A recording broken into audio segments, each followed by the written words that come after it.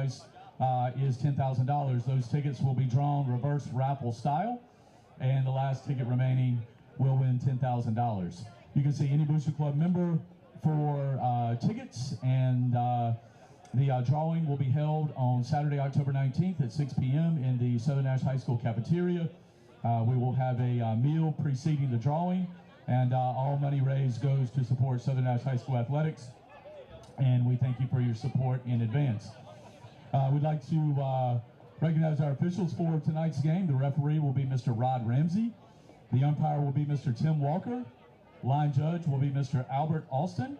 Linesman will be Mr. Jacob Perisher, and the back judge will be Mr. Matthew Tyson.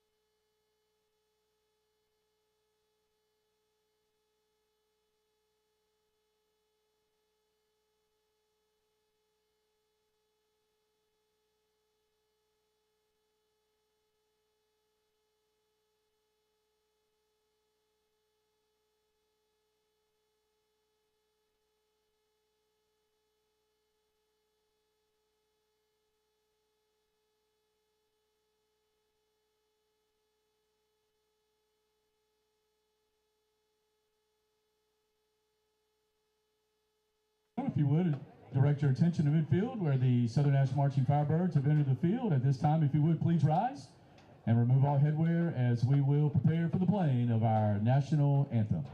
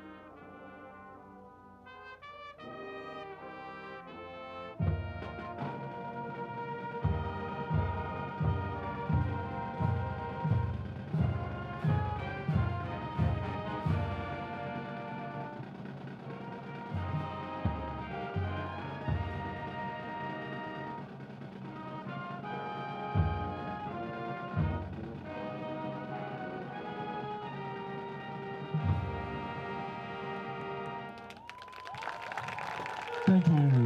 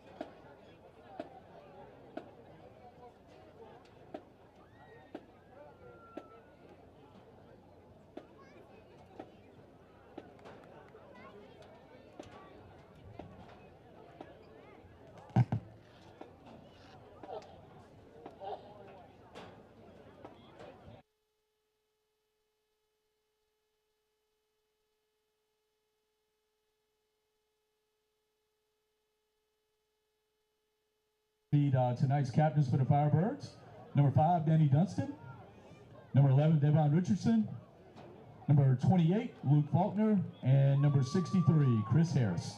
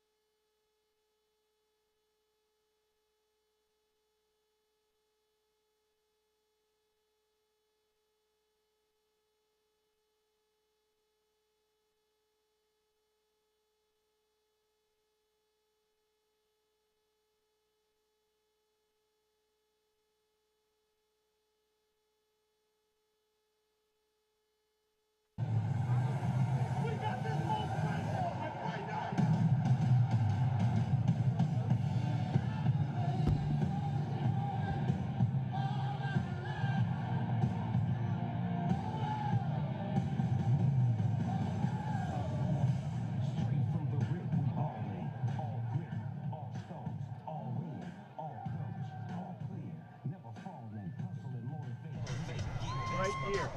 Anytime it's here, hard time here. Who start? That's first. Yeah, that's first time. Second thing is get closer. Okay, all of you A students, and we all good. Okay. Okay. Talk to your own teammate. Okay, to help the other team up.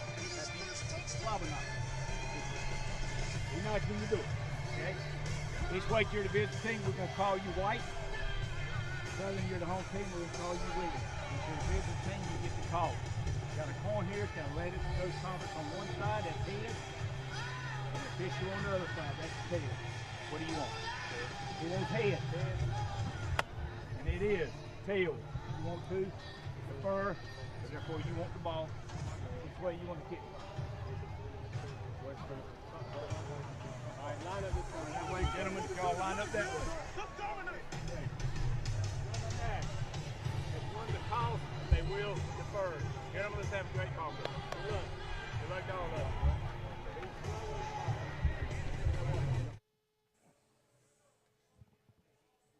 And good evening, high school football fans, and welcome back to another exciting season of Firebird football here live on the Tar River Sports Network.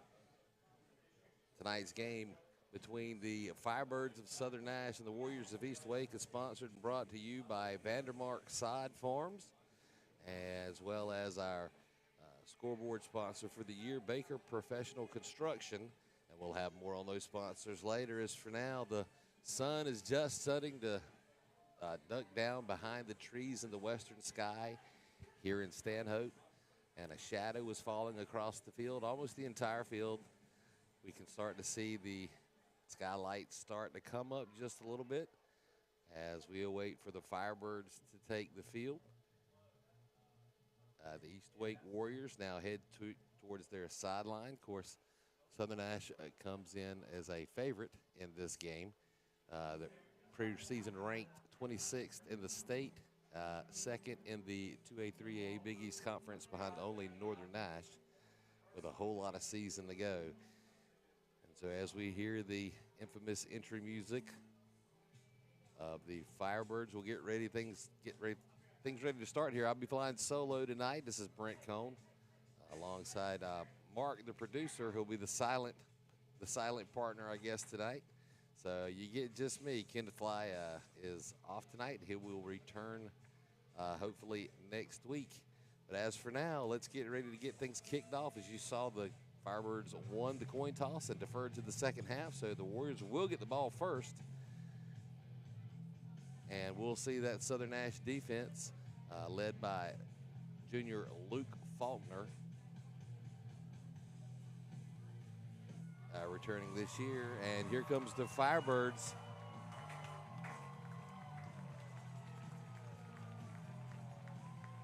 And now we'll get ready.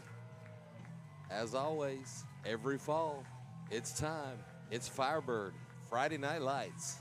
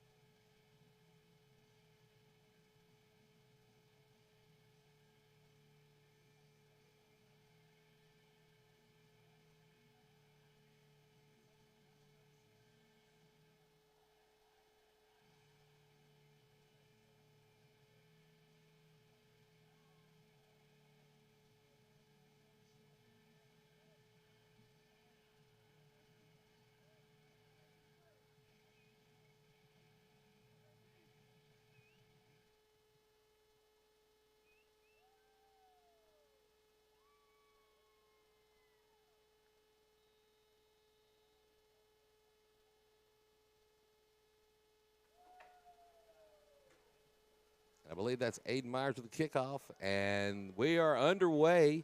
Fielded by number 2 for the Warriors, who gets some open running room. He's got nothing between him but grass and opportunity. And number 2 will take it all the way to the house as East Wake returns the opening kickoff. No flags on the play, and a quick draw of first blood by the Warriors as they surge ahead 6-0 with only 12 ticks off the clock.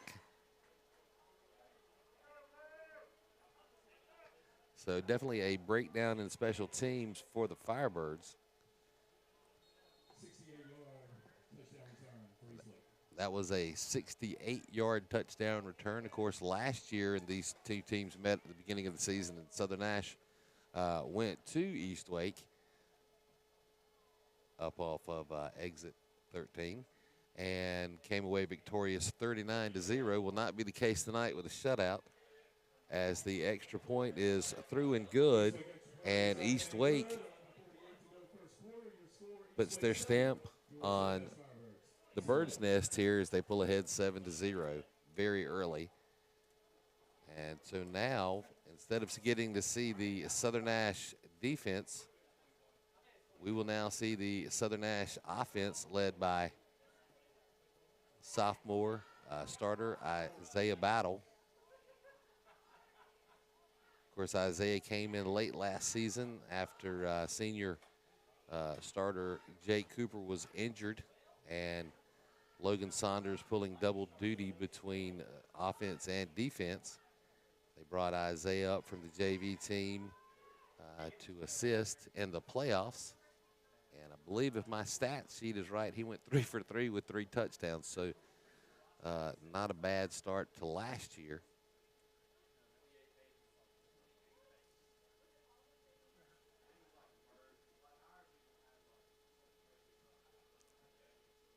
Back deep for the Firebirds, Devin Richardson, as well as, I believe that's Tyleek Mitchell back deep. That's fielded at the 20. That actually is Cam Lyons. And Cam Lyons is going to break free. Got room down the sideline. One man to stop him. He does. Knocked out of bounds inside of Warrior territory down to the, looks like about the 34-yard line of the Warriors. And that's where the Firebirds will take over. 1st and 10, they're actually going to mark it at the 35. Say that's where he stepped out of bounds. So great starting field position here for the Firebirds, as we see young Isaiah Battle step onto the field to command this Firebird offense. Looks like alongside in the backfield will be Luke Faulkner, as well as preseason number 2 running back in the state, Tyleek Mitchell. He'll get the handoff. It's knocked loose. It's like Tyleek manages. Oh, it's taken away. East Wake picks up the turnover early. And an early mistake by the Firebirds has given the ball back to the Warriors. It looked as though Tyleek was able to fall back on the ball. He was not. It was taken away.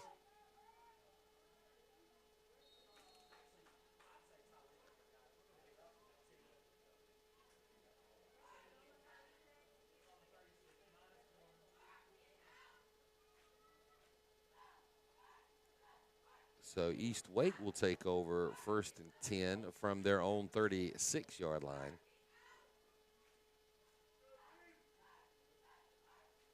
A run up the middle will take East Wake out about to the 39. So a gain of 3 is going to bring up 2nd down and 7 now for the Warriors. And we'll take a look at that Southern Nash defense after all.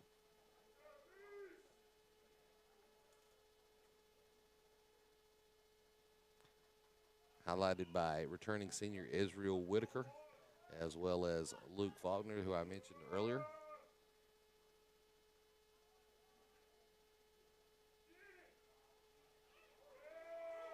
And hit in the backfield, that is Luke Faulkner, along with Taj Martin. tackle for, going to mark it at the line of scrimmage. So it'll be 3rd down and 7 now. No gain on the play.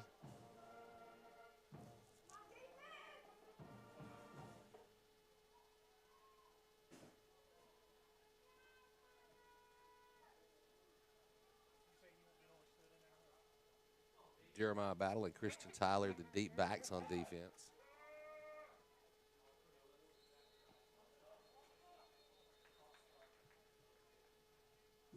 There'll be a false start called on the Warriors. That'll back them up 5 yards, and that'll make it 3rd and 11 now. Or excuse me, 3rd and 12.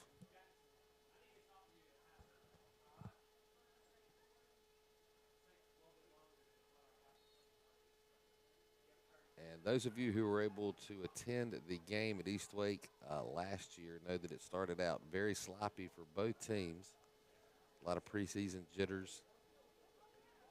And a pass play thrown out of reach of the intended receiver. It'll go incomplete, and that'll bring up 4th down for the Warriors.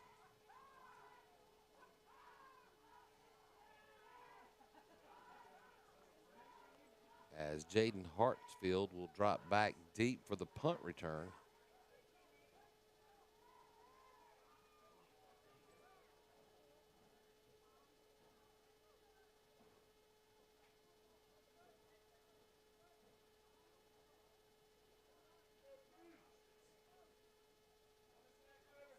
A high snap gets the punt off. It's going to fall short. And that'll be picked up by Hartsfield. A short return of a couple yards. And it will now be 1st and 10 for the Firebirds from their own 40-yard line. Dangerous play there to try to scoop and run.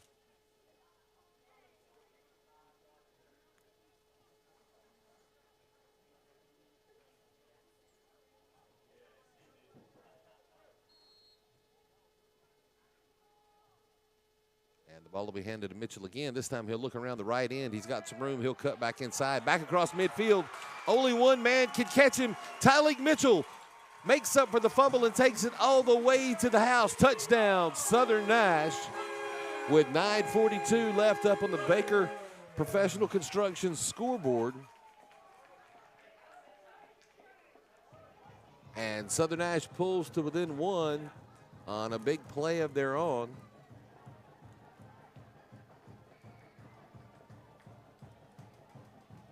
And Cooper Wheaton on for the extra point attempt.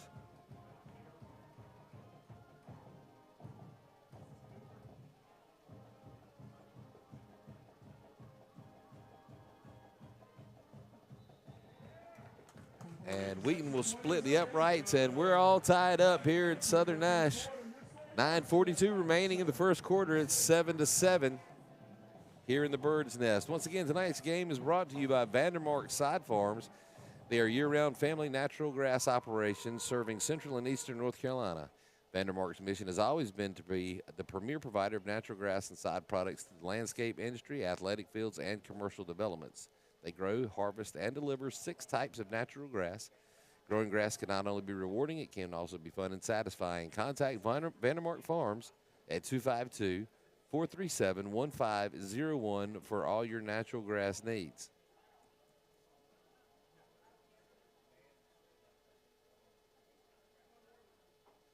And also, we get ready for this Firebird kickoff. That's a good time to plug the great Firebird kickoff. And the raffle tickets are available right now. They're $100 a piece. Only 300 will be sold. The grand prize will be $10,000 in a reverse raffle. The drawing to be held on October the 19th. You can see one of your booster club members, and I'm sure there'll be a lot of I've already seen a lot of postings on Facebook of those that are selling tickets. Like I said, $100 a piece, reverse raffle. The last remaining ticket will win $10,000.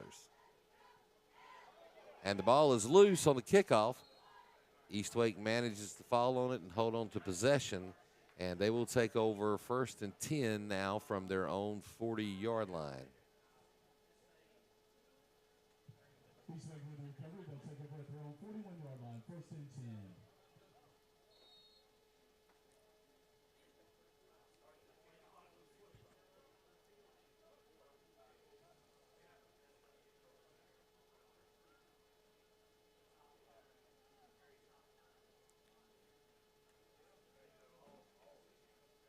9:39 remaining up on the Baker Professional Construction scoreboard.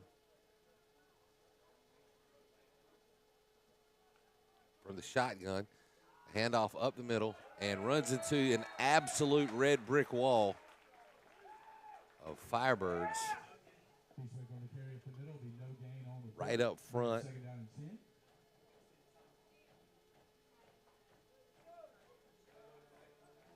Like Taj Martin up front. I do not have a 50 listed on my roster, so I apologize for that.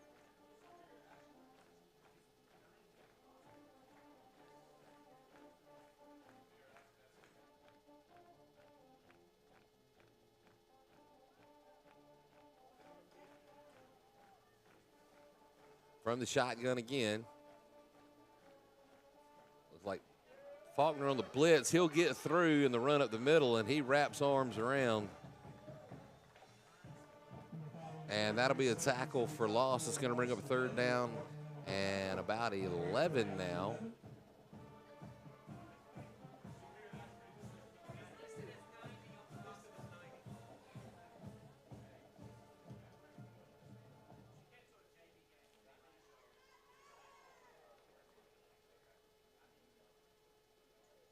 So far, the Southern Nash defense has definitely shown they can hold their own.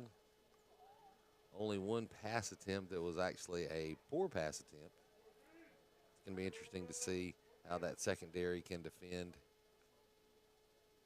And we're going to find out right now. This one's launched over the shoulder. Nicely thrown and caught on the sidelines.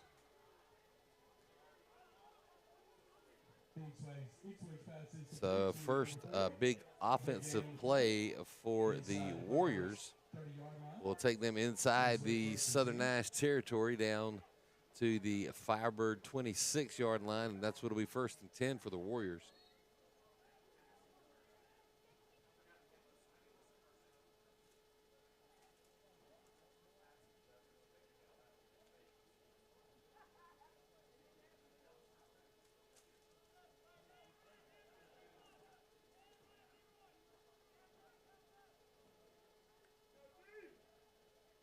Hand up the middle.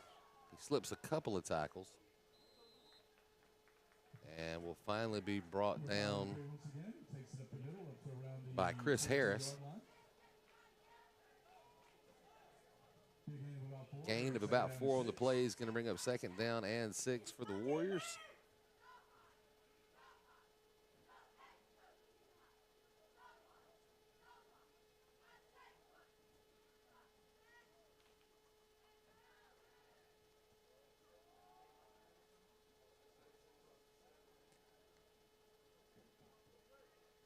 So a lot of time there in the huddle. Play clock down to 7 seconds and ticking. They will get it off with 3 to go. Pass play out into the flat. It's called and complete. And taken out of bounds.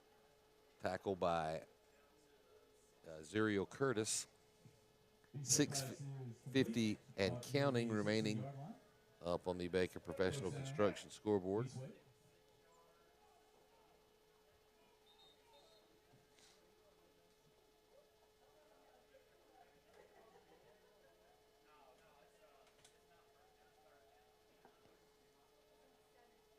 So a gain of about 5 on the play is going to make it 3rd down and 1. And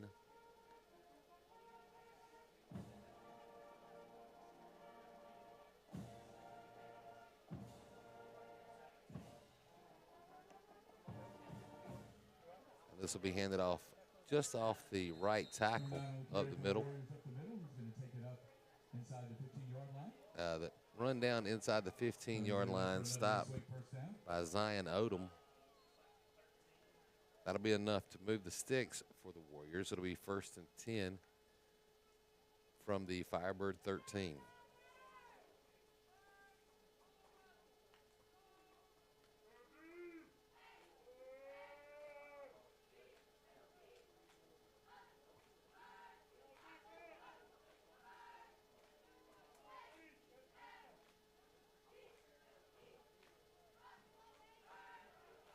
So a high handoff, recovered, taken down inside the 5-yard line.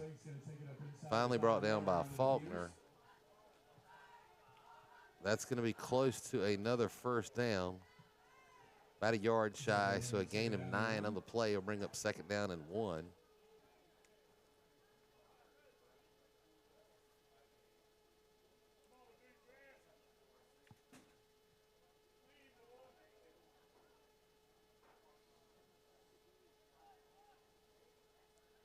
So a couple of pass plays for the Warriors have opened up the run game to a degree as they're down inside the 5, and this will be handed off. Look to the left side, down towards the end zone.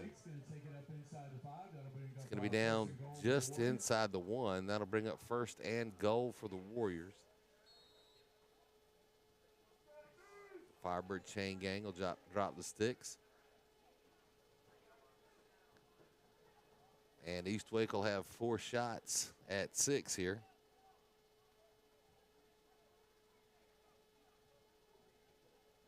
Got 1 man out wide to the right, 1 to the left. And it'll be handed off up the middle. Hit at the line of scrimmage, makes a spin move back around to the other side. And the line judge will signal touchdown. And with 4:41, Eastwick puts another score on the board. A flag is thrown in.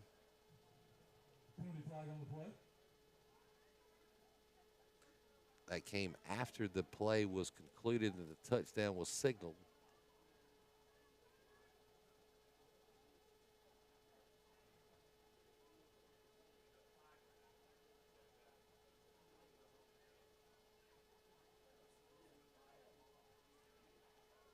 And the officials will come over.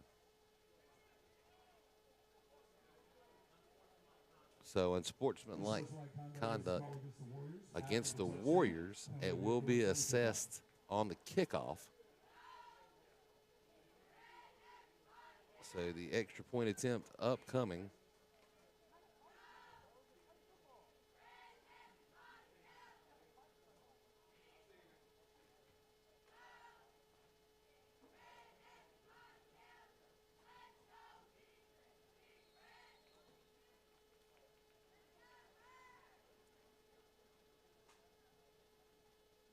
And it's down, and it looked like it may have been partially blocked, but it manages to sneak over the crossbar, and Eastwick pulls back into the lead by 7, leading the Firebirds 14-7 here with 4:41 to go in the first quarter up on the Baker Professional Construction scoreboard.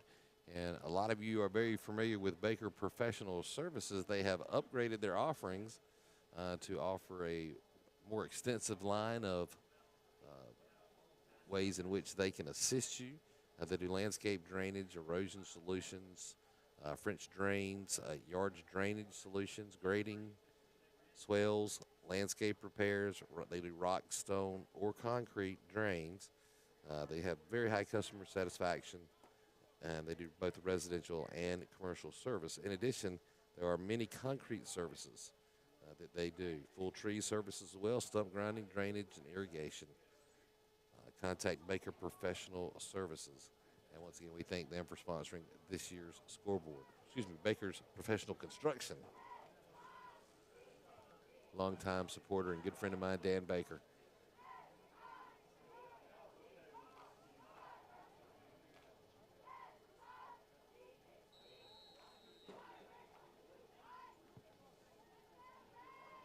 Nice kick. Once again, fielded by Cam Lyons.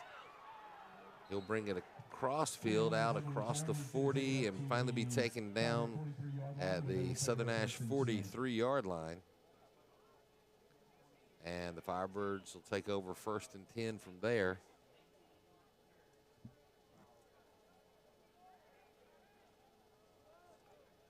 So far, the offense has only ran 2 plays from scrimmage. One's a fumble and one was a touchdown.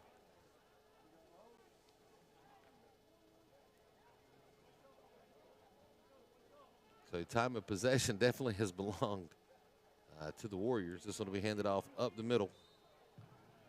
And that was Jonathan Hines on the carry. A flag comes in again at the end of the play.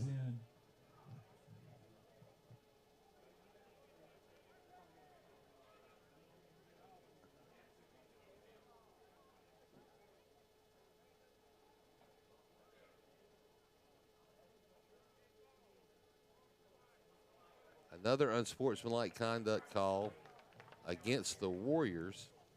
It did appear they had too many players on the field. However, the heavier penalty will take precedence. That's a 15-yard penalty. That'll move the Firebirds into Warrior territory. And it's 1st and 10 Firebirds from the Warrior 38-yard line. And a pass play. Quick grab by Faulkner. He's got some room to run, dodges the man, slips another tackle. He's down inside the 15-yard line, marked down at the 14.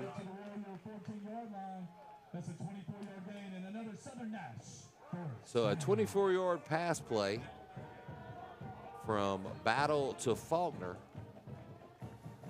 And it's 1st and 10 Southern Nash from the Warrior 14-yard line. Nice quick pass play. And this will be handed off to Jonathan Hines, who's got room at the middle. One slip tackle, and he's in for 6.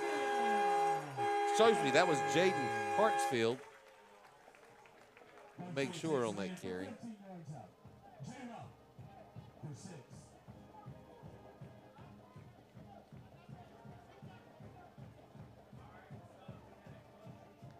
So with 4 minutes to go up on the Baker Professional Construction scoreboard, it's now 14-13. Cooper Wheaton on for the extra point attempt.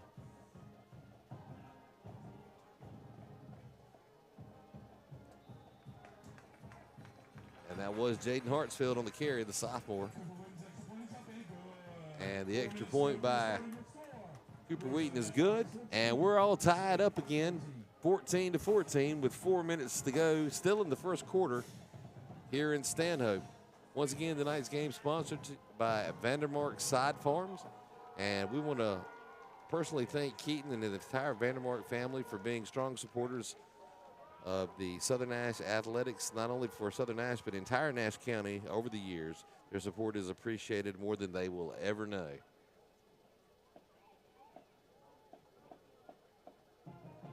Once again, for all your natural grass needs, contact Vandermark Farms at 252-437-1501. That's Vandermark Side Farms.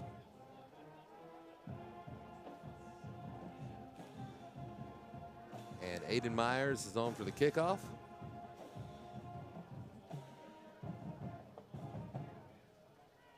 Still wondering why we haven't seen anybody kick this thing deep.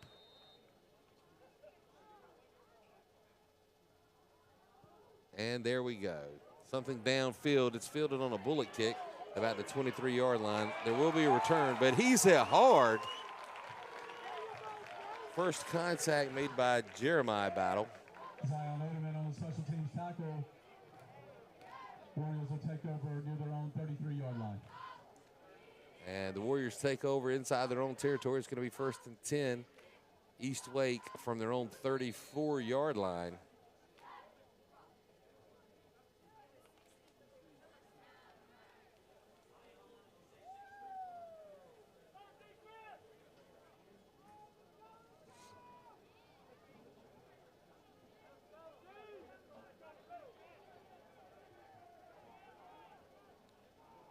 Eastwake has operated out of the shotgun all evening.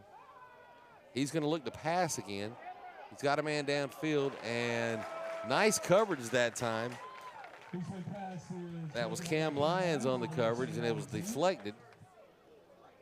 So pass falls incomplete. It's 2nd down and 10 now for the Warriors,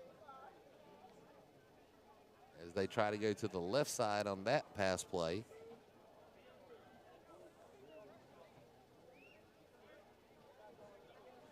As the field has now fallen completely under shadow and a nice cool fall temperature. It's almost football weather.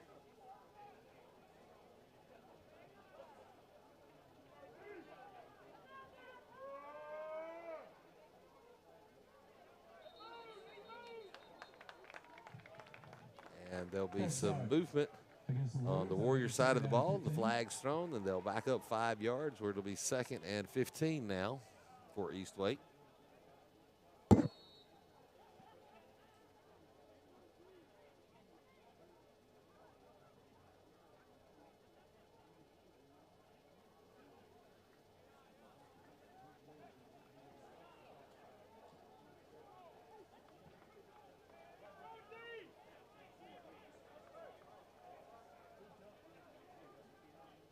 See if they try to come back to this right side on a pass play. That'll be handed off up the middle. He's got some room this time, though.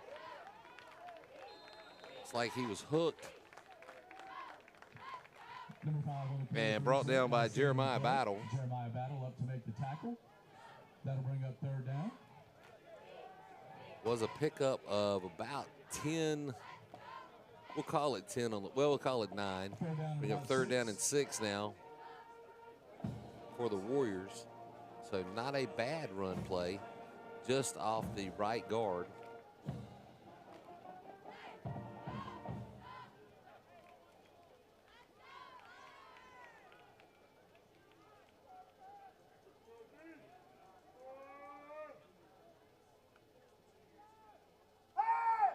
And he'll look to pass again, and he's not going to get it away as he is sacked.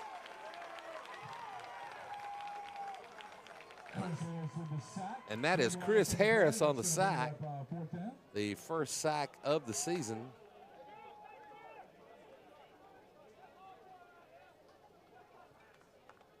Chris Harris, the 6'1", 235 senior.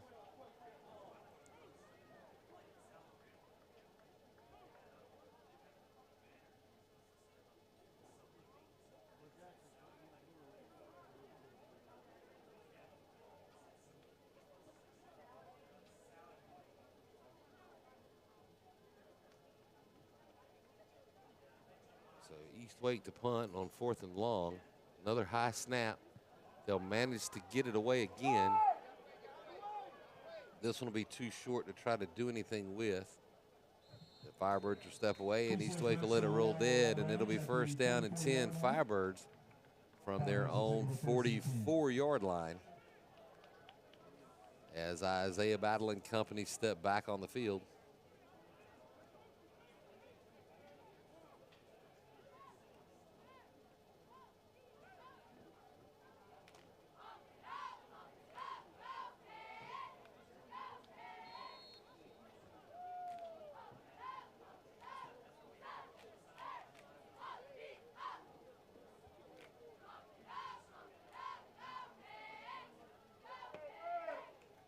Quick pitch to Mitchell up the middle. He'll cross midfield. And they're going to mark him down right on the midfield line, right on the 50. So it'll be second down and 4 now for the Firebirds.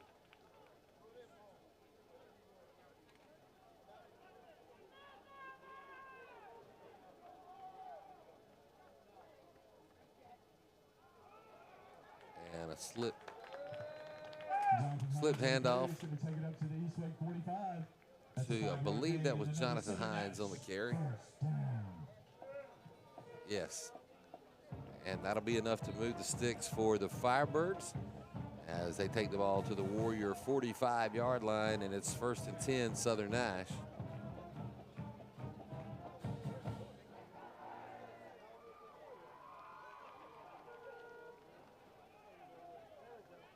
Handoff back over the middle. I believe that was Hines again on the carry. He'll take it down to the 41, gain of 4, bring up second down and 6 now for the Firebirds.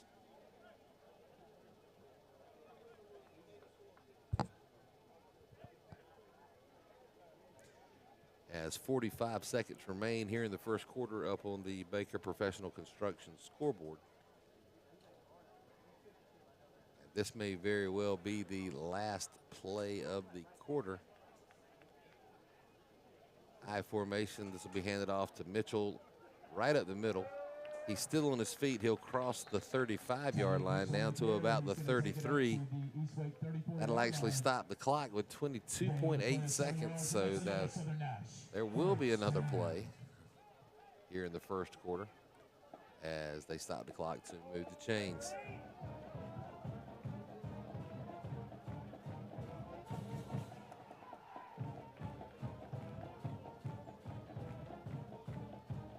And another quick pitch to Mitchell.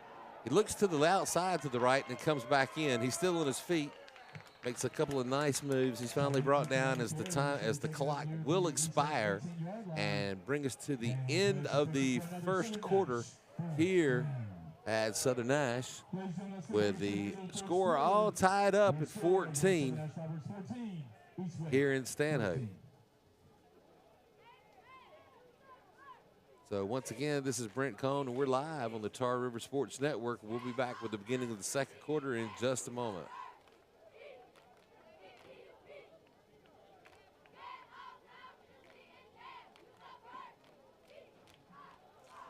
Folks, this is producer Mark Cohn. If you're watching tonight's broadcast and you're enjoying what you're seeing, the next home games are going to be on Huddle TV, which will be broadcast at fan.huddle, H-U-D-L, not H-U-D-D-L-E, fan.huddle.com, fan.huddle.com. And anything that you pay to see the games on those, the school will get, I believe it was about either 40 or 50% of, I think it was, that they share with Huddle. So some of that will go to the school, and that'll be for the rest of the regular season. All the home games will be on fan.huddle.com.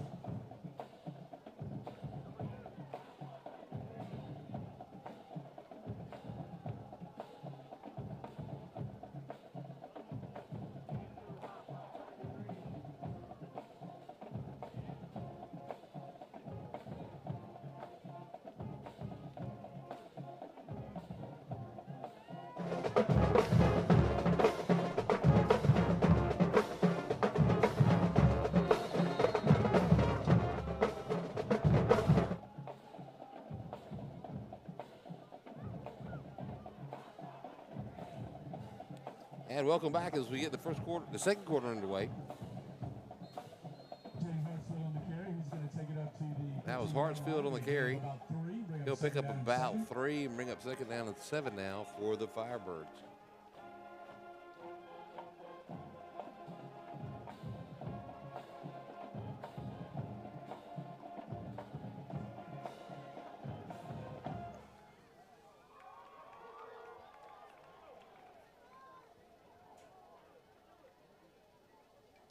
And a quick pitch to Jonathan Hines. He's caught by the shirt tail, manages to stay on his feet. A flag is thrown. Looked like somebody may have grabbed a face mask. We got the loss on the play, penalty flag. We'll wait for the call here. On the play.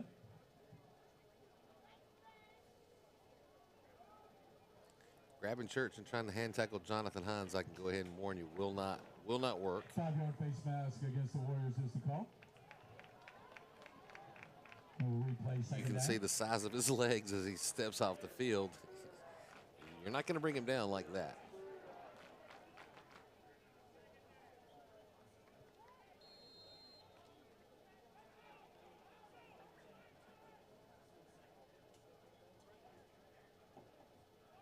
Battle under center. Quick handoff to Faulkner. He changes directions, but he's hit right at the line of scrimmage. No gain at all. For no gain, that'll bring up third down at about 7. So a little bit of a loss in that play. Bring up third down and 7 now for the Firebirds. Once again in the East Wake red zone down at the 15-yard line.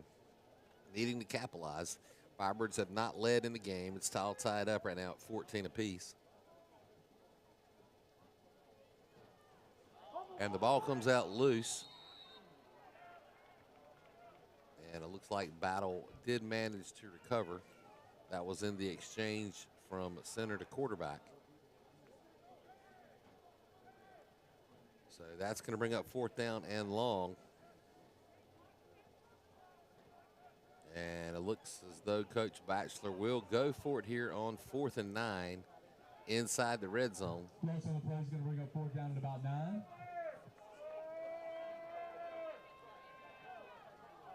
And movement on the right side. Penalty flag on the play, false start against the Firebirds. That'll make it fourth down. It'll still be fourth down, but it's going to move them back 5 yards, so it'll be 4th and 14 here. As we see Coach Rice making play adjustments.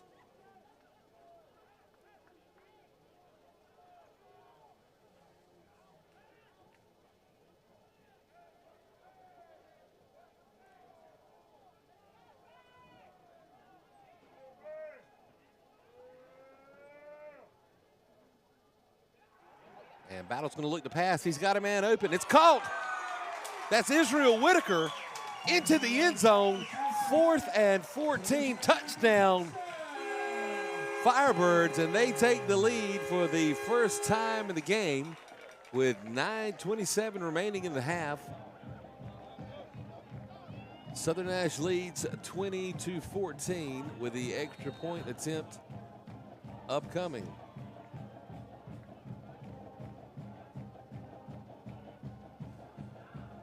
And this will be Aiden Myers for the extra point attempt. And it misses to the left as the PAT is no good, and that'll leave your score Southern Nash 20, East Wake 14, 9:27 to play in the half up on the Baker Professional Construction scoreboard. Once again, I want to remind everybody tonight's game is brought to you by Vandermark Side Farms. They are a year-round, family-owned natural grass operation serving eastern and central North Carolina.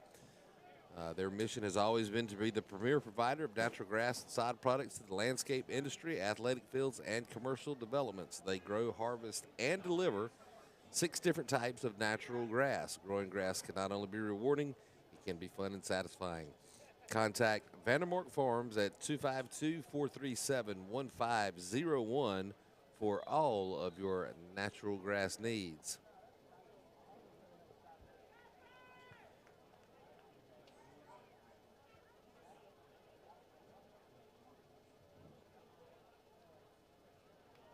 We here at the Tarver Sports Network also would want to thank Vandermark Side Farms, as you are now our longest running sponsor. You've been with us from the beginning back in 2019, and we much appreciate that, and the ability to show some of these games live and get some of these young men exposed to colleges has definitely helped with game films and presentation and recruiting towards college sports as Southern Nash. We'll talk about those later in the season. A lot of players now playing college football from Southern Nash. And so on the squib kick kickoff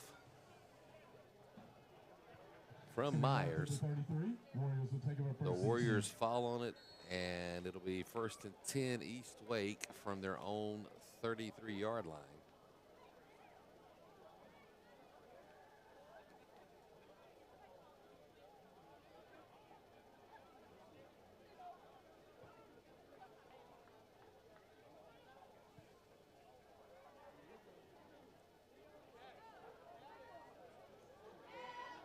Got receivers spread to either side.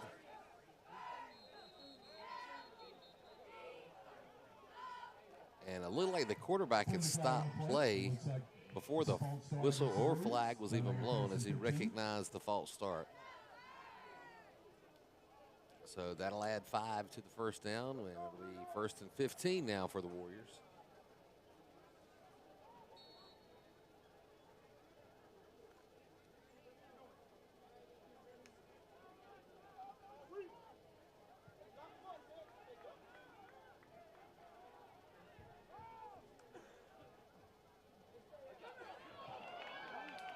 So a missed tackle. Faulkner does recover and catches from behind the East Wake quarterback, but not before he carries it inside the 35 out to into the 37. So a gain of about 10 on the play will bring up 2nd down and 8. No, excuse me, 2nd down and 6.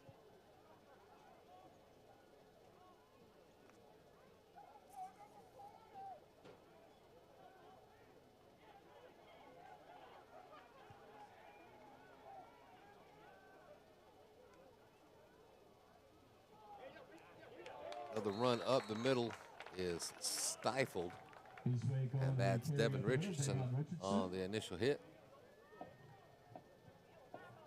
And on the tackle.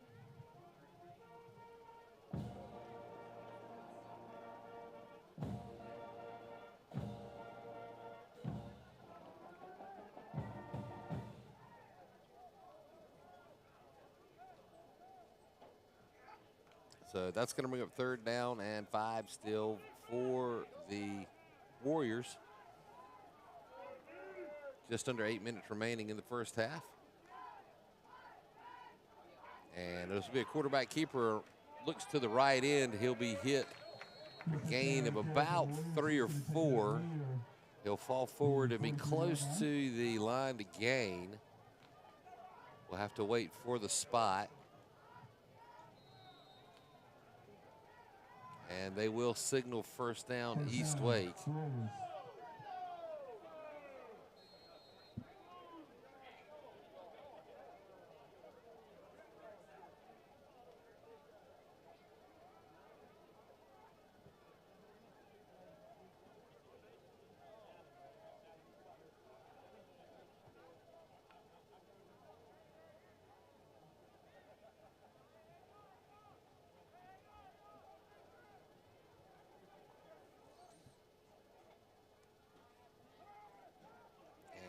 Looking to pass.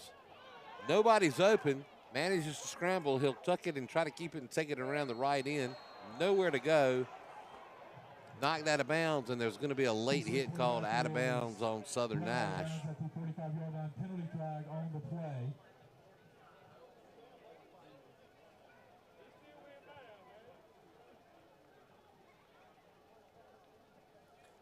So that'll tack 15 onto a 1-yard run and be an automatic first down for East Wake. They'll be in Southern Nash territory where they'll have it 1st and 10 from the Firebird 40-yard line. 6:50 remains in the first half. Southern Nash leads East Wake 20-14.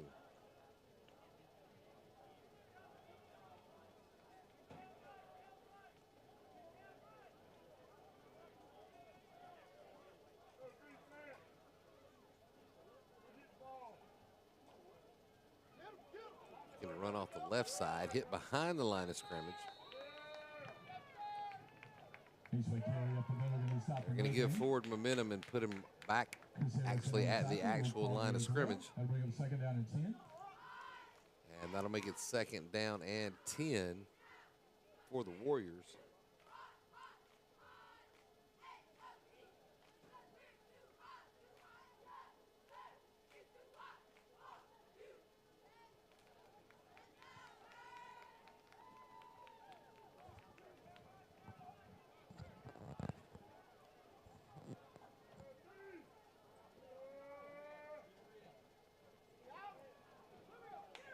Handoff and a run up the middle. A couple of tackles slipped. And the East Wake running back is able to pick up a couple of yards. It'll be 3rd and 8 now for the Warriors. Once again, I apologize. There is no available roster for the Warriors, so I cannot call names on who is actually running the plays. And so I'll try to call best I can by position.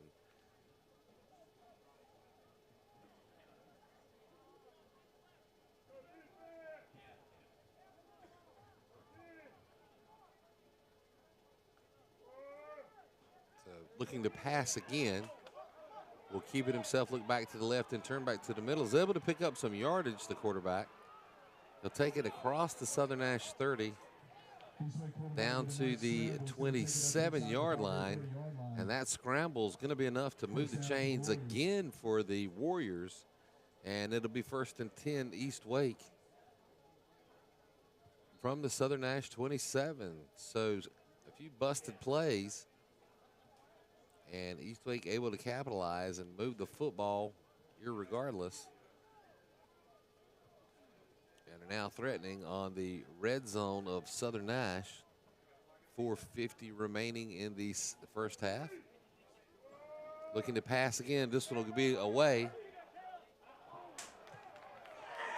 And a late flag comes in. It looks like they're going to call pass interference on Tyleek Mitchell down at the goal line.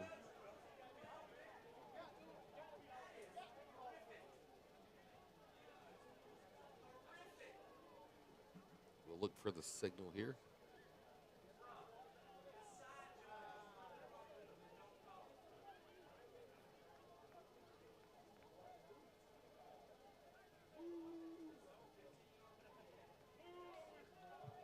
That will be the call. It's a 15-yard penalty.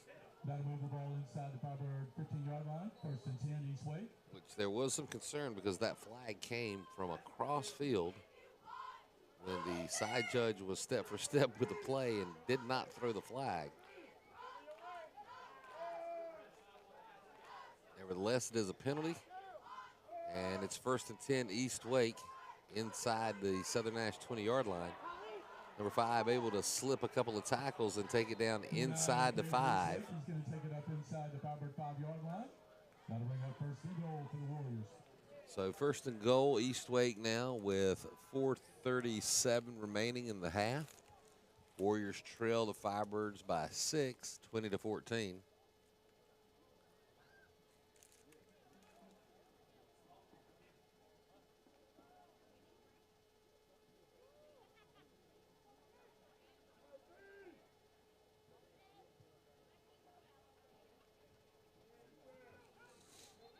And Coach Baxter doesn't like what he sees, and he's going to call timeout. And that'll be the first timeout of the game called by either team. And obviously the first for Southern Nash. They'll have 2 remaining in the final 4 minutes of the first half. East Wake still has their full complement of 3.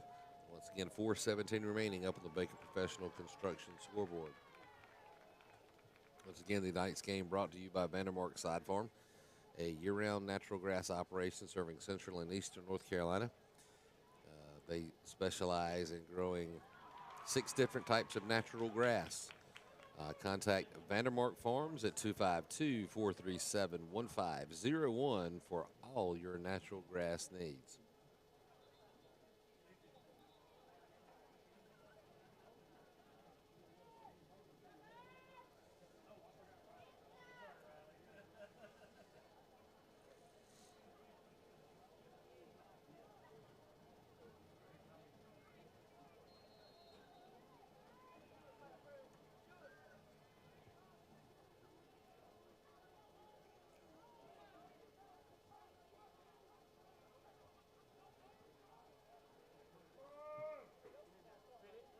So it'll be a run up the middle again, hooked around the waist. Number 9 on the carry for the Warriors. He's going to be stopped shy of the goal line. That'll bring up 2nd down and goal.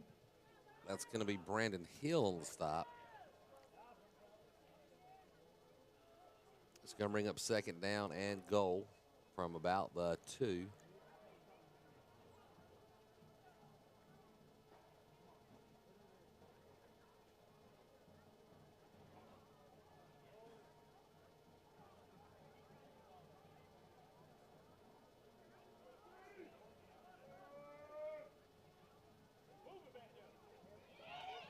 And this time he'll be caught in the backfield. Number 9 on the carry again. He's going to be stopped short of the goal line. Look, that looked like Riley Horn, along with Israel Whitaker on the stop.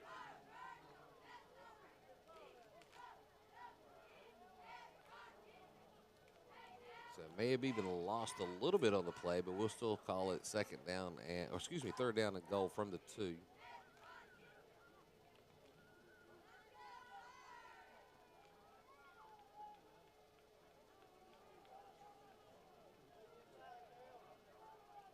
To send receiver wide out to the right.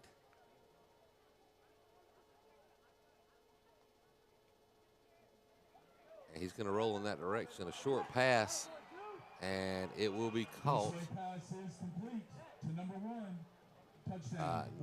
Number 1 for the Warriors on the touchdown pass. Looks like they used the pass play that they had been using earlier as a decoy. That was just a simple step out and button hook route just there in the end zone. And with that, East Wake has tied it at 20 and now has the opportunity to take the lead with this extra point attempt. And it's good. And East Wake has retaken the lead with 2:52 remaining in the first half. Southern Nash trails by 1 up on the Baker Professional Construction scoreboard.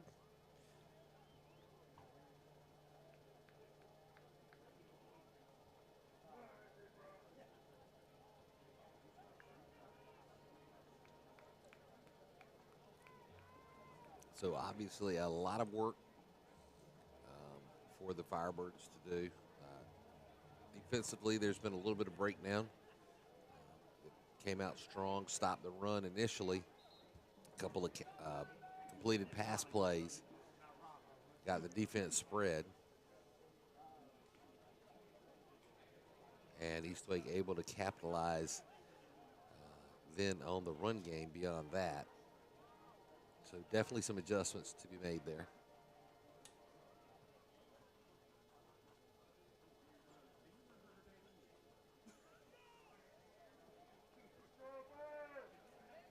So Eastwake kickoff yet again.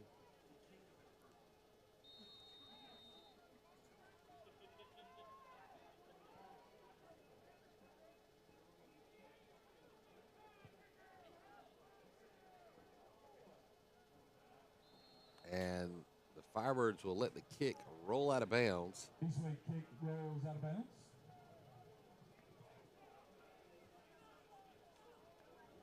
And by rule, the Firebirds will take over 1st and 10 Firebirds will take over first from and their 10 at own their 35-yard line.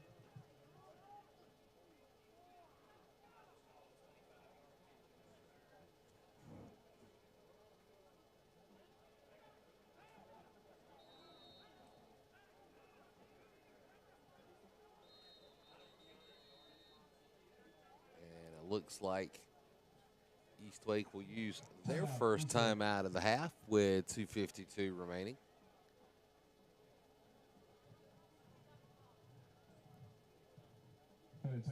Once again, tonight's game brought to you by Vandermark Sod Farm here on the Tar River Sports Network. Vandermark Sod Farm is a family natural grass operation serving central and eastern North Carolina.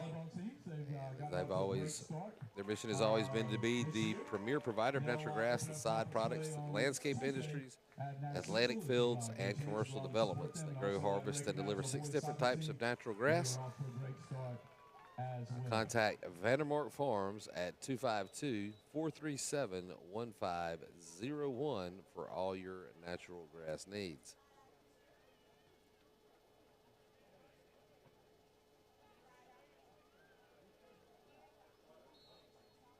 Remind everybody again about the great Firebird kickoff. Please see your booster club representative, member that is selling tickets. They are $100 a piece. There will be a reverse raffle held. Only 300 tickets sold on October the 19th. Last ticket will receive the jackpot prize of $10,000. Knocked out of bounds for no gain. Bring up second down and 10. So no gain on the play. It'll bring up second down and 10 for the Firebirds.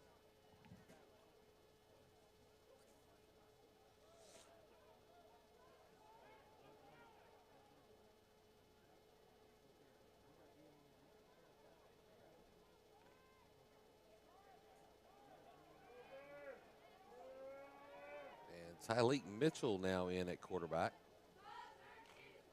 And he'll keep this one for himself. Take it out across the 40, down to about the 41-yard line.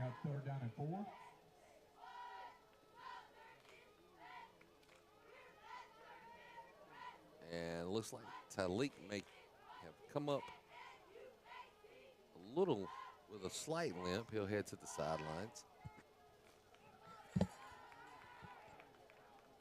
3rd down and 4 for the Firebirds. Battle back in at QB. I believe that's going to be Hartsfield off the left side. He's going to be brought down, it's like just shy of the 44-yard line. And Southern Nash will burn their second time out of the half with 1 minute and 56 seconds remaining until the break.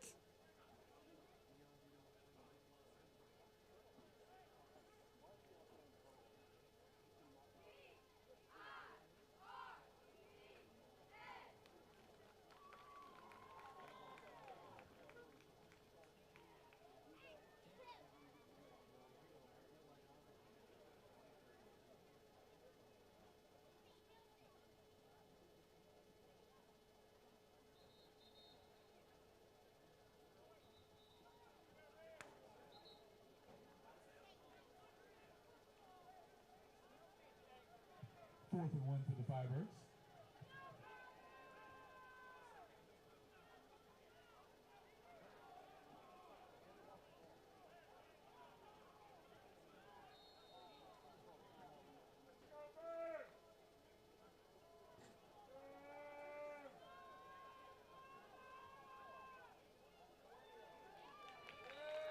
So a diving run play by Faulkner.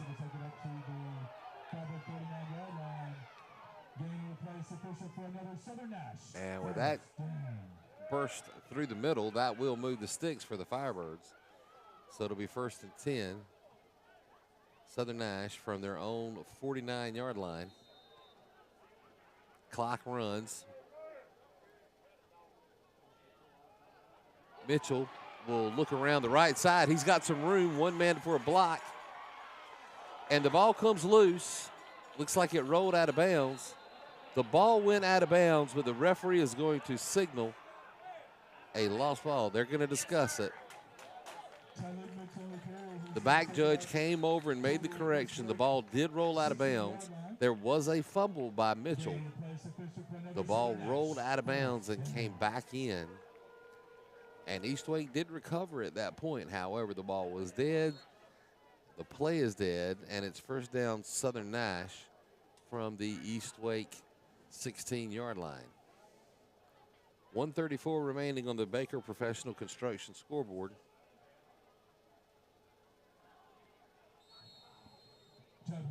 And Jonathan Hines again on the carry. He'll take it down close to the 10.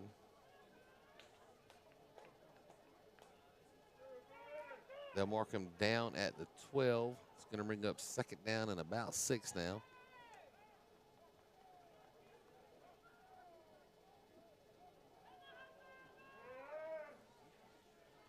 Mitchell again will look around the right side. He'll be tripped up and might have picked up a yard on the play. Clock continues to run.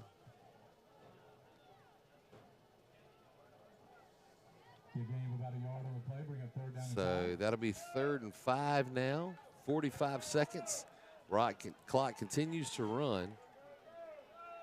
Southern Nash has 1 timeout remaining.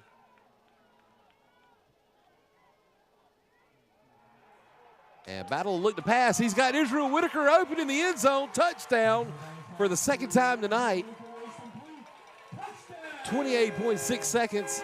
And Southern Nash pulls back ahead by 5.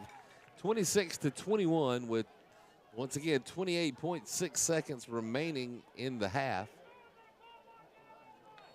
And it looks like Coach Batchelor will elect to go for 2 here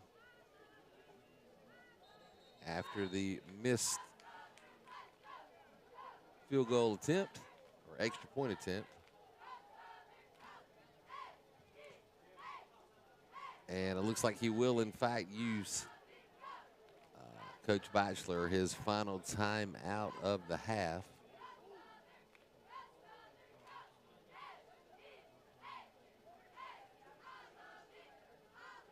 So this game has not gone as predicted. I think a lot of people expected Southern Nash to kind of walk away from East Wake. And East Wake has remained a very formidable opponent for the Firebirds throughout this game. I guess somebody forgot to tell them to roll over. So maybe a good test for the Firebirds, who took them several games to even be tested last season, all the way to Southern Elements, and it may be a good thing to get something of this caliber of an opponent prior to going all the way to Southern Elements in a few weeks. Jaden Hartsfield on the 2-point attempt, and he'll spin his way to the left and get in, and the 2-point conversion is good, and Southern Nash leads by 7 now, 28-26 over the Warriors, 28-21 over the Warriors, with 28.6 seconds remaining up on the Baker Professional Construction scoreboard.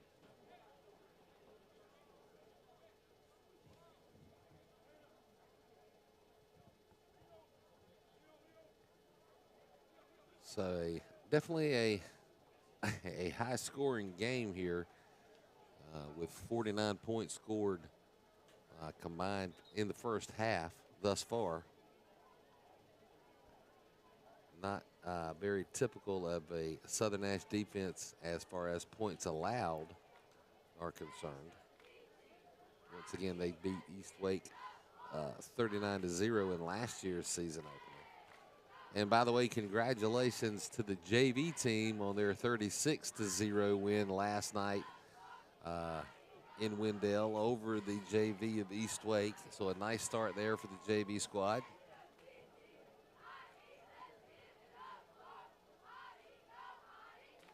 Myers for the kickoff.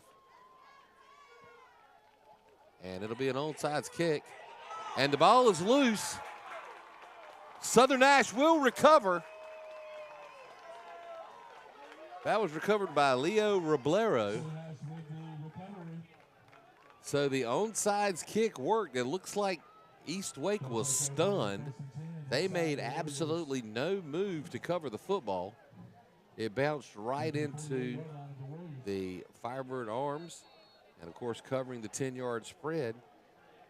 And with 26.2 seconds remaining, Southern Nash with an opportunity to add to the score. 3 receivers to the left. And that'll be incomplete into the flat.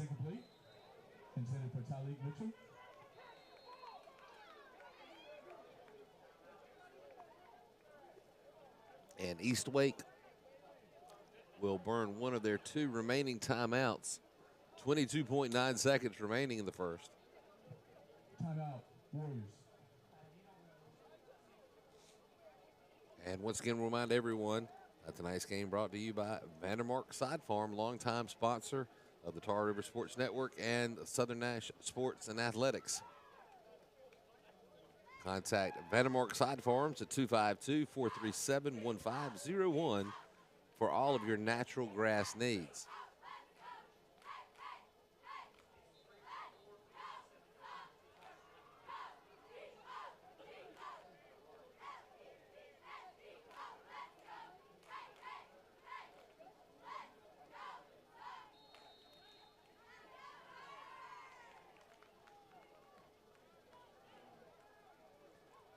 So it'll be second down and 10 for the Firebirds, operating from the Warrior 48-yard line after the onside kick recovery. And this will be Faulkner up the middle. He's got some room. He'll cut it back to his right. Still on his feet, down the sideline, finally pushed out of bounds inside the 10, all the way down to the 9-yard line.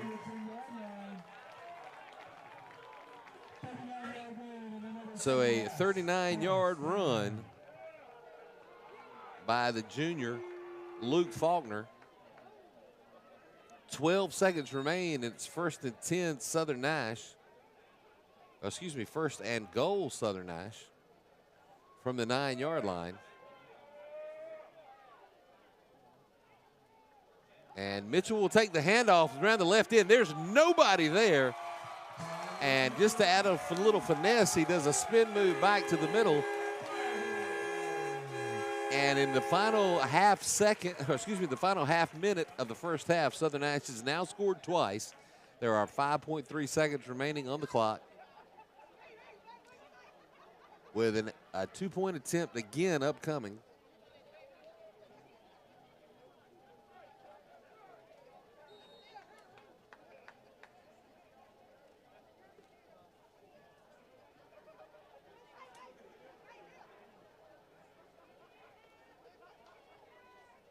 And that'll be Luke Faulkner to punch it in for the 2-point conversion.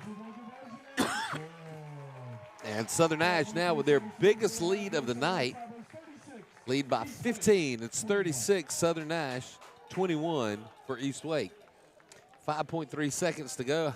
I would say this should close out the second half, but I guess we'll have to hold on to our seat and find out what happens next. A lot of you that have been watching for the last couple years might have noticed a change in numbers, too, for several of the guys. Luke Faulkner in particular. He originally was number 44, if you remember. He has now switched to number 28.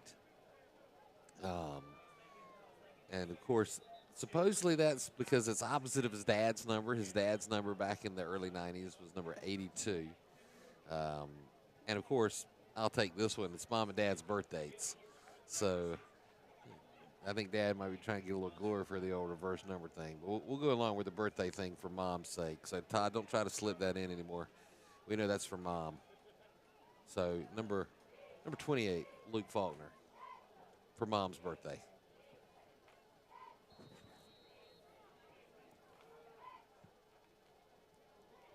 Another missed opportunity and recovered again by Southern Nash. This time it's recovered by Jeremiah Battle. And they're going to have 5.3 seconds to try to put something else up on the board.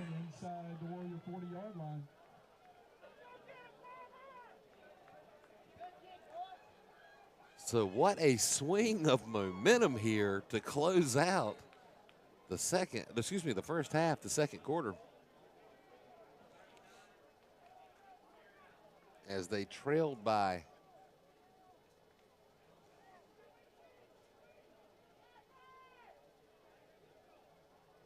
a touchdown and now have the opportunity to go up by 3. Nearly intercepted, incomplete. Bring up second down and 10. There's 1 tick left on the Baker Professional Construction scoreboard clock. And so this will be enough time to get 1 playoff. We'll see if Isaiah Battle can pull out a Aaron Rodgers Hail Mary to the end zone, or if there might be a little foolery headed our way.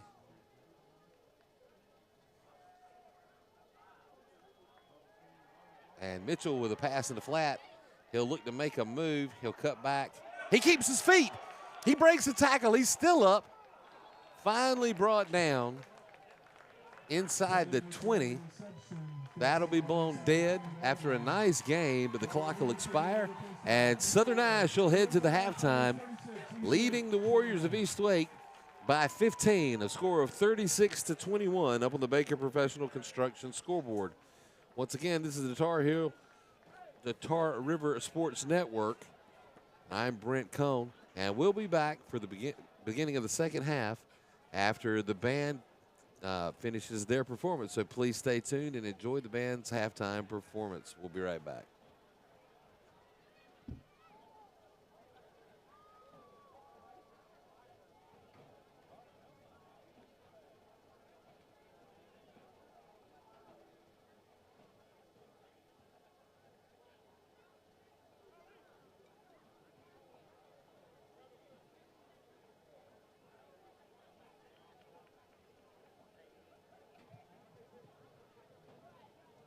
Ladies and gentlemen, please welcome to the field your Southern Nash High School Marching Firebirds.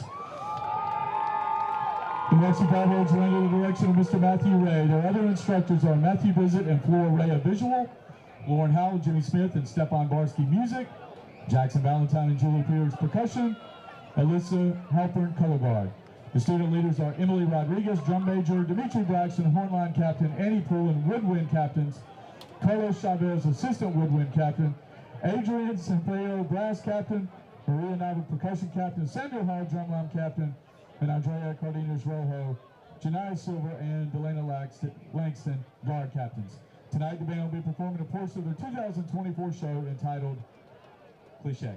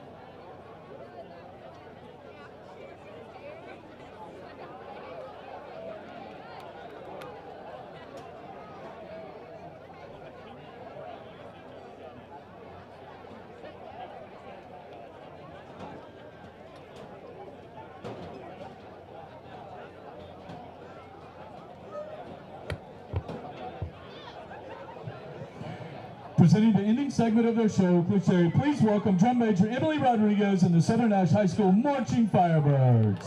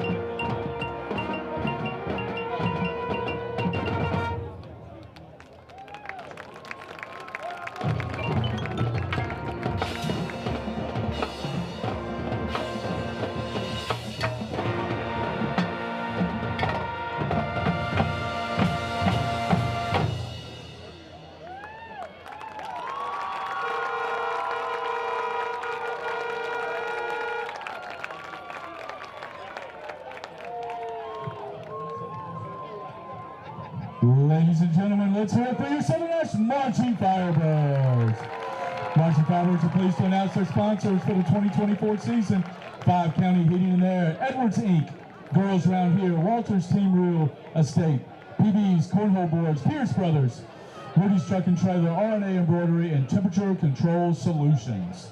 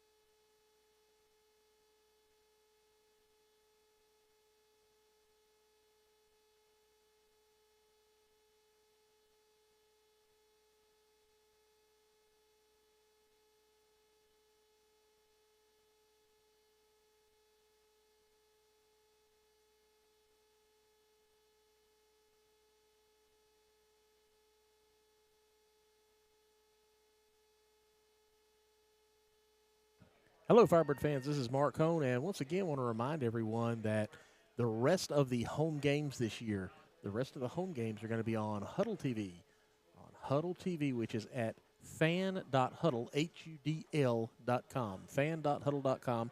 There is a subscription fee to watch, as there was with the NFHS in the past, but unlike with the NFHS, the school actually gets a cut of that. So you'll be supporting Southern Nash Athletics by watching the games, and also if you have someone in volleyball or you just like volleyball, they're streaming the volleyball games as well on Huddle TV this year. And I believe Coach Kennedy said there will be a per game and a per season, per month maybe subscription that you can do, and that's for the regular season games. Now, once the playoffs come, we'll have to address that when they get here because the NFHS does own the rights to those, but we're going to see what we can do anyways. So if you're going to want to watch the rest of the games, again, look for the link. Coach Kennedy will share them on Southern Nash Athletics. Don't click on any other links anywhere. They're frauds. They're not accurate, and they'll take your money and run with it. It's fan.huddle.com, fan.huddle, HUDL.com. And we'll be getting back to Firebird football in just a few minutes.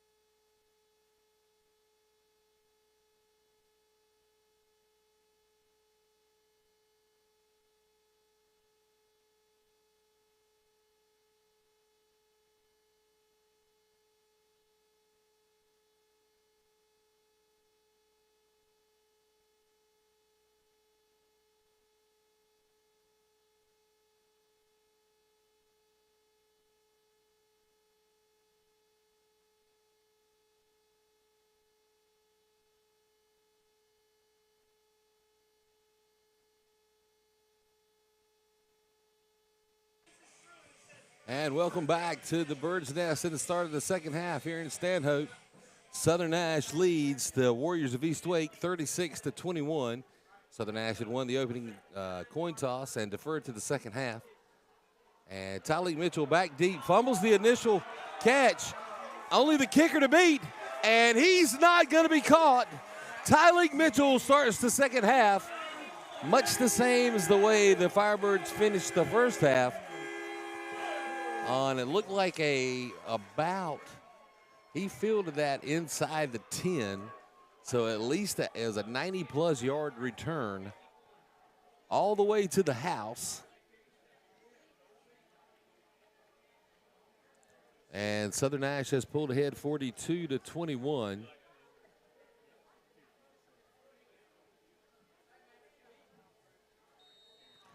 And once again, Coach Batchelor elects to go for the two-point conversion.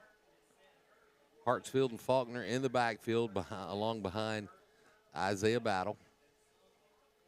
And Hartsfield will take the handoff up the middle, and he's in, and it's good again for the third consecutive two-point conversion for the Firebirds. And just like that, with only, let's see, that's about 17 ticks off the clock. And it's 44-21. Southern Nash now in a commanding lead over the Warriors of East Wake.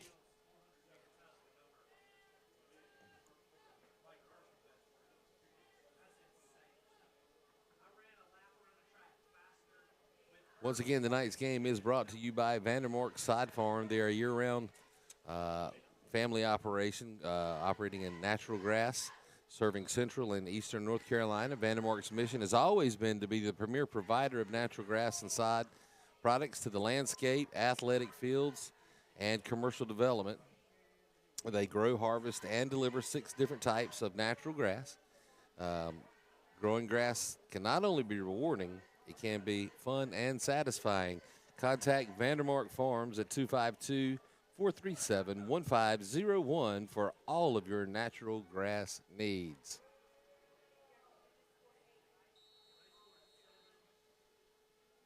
Myers on for the kickoff, and it'll be another onside kick, and caught again by Southern Nash. They're going to say it did not go 10 yards.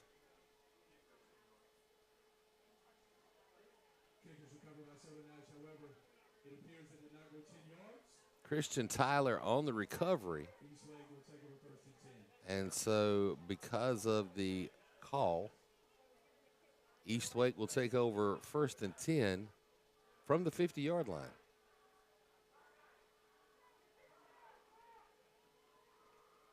Actually inside Southern Nash territory at the 49.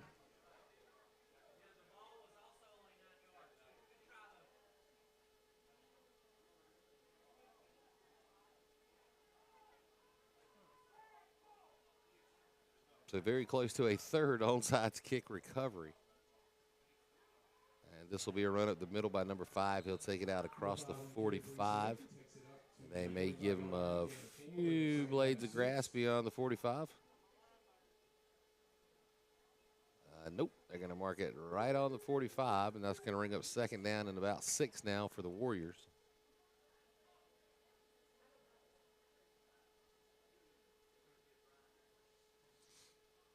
Who led most of the second half. As a matter of fact, into the final minute of the second half, they had either been tied or led the entire game.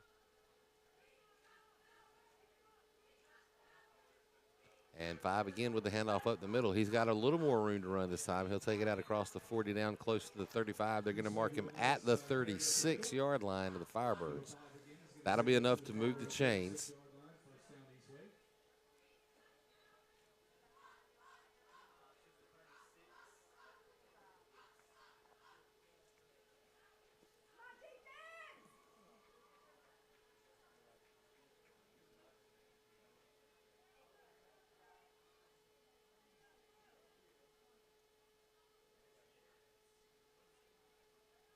Staying in the shotgun, 1 man in motion, handoff again up the middle. take it down across the 35 to about the 32-yard line. So a gain of 5 on the play is going to bring up 2nd down and 5 for the Warriors. So Southern Nash being dished out a little ground and pound from East Wake. Usually they're the ones dishing that out. It's been pretty much the big play and pass play game for Southern Nash tonight. Crazy. Be another handoff up the middle. This time it's going to go nowhere. Might have picked up a half a yard or so, maybe a full, depending on the spot. They're going to mark it on the 30. So that's going to bring up 3rd, and we'll call it a short 4 for the Warriors.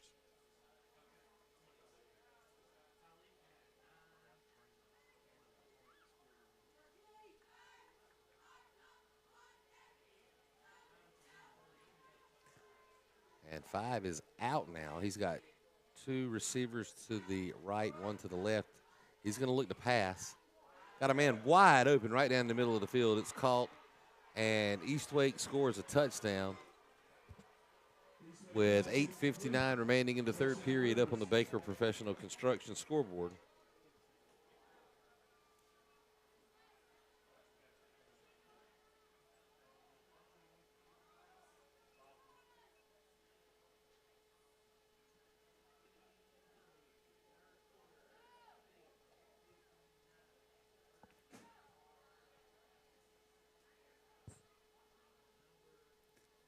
So on for the extra point attempt.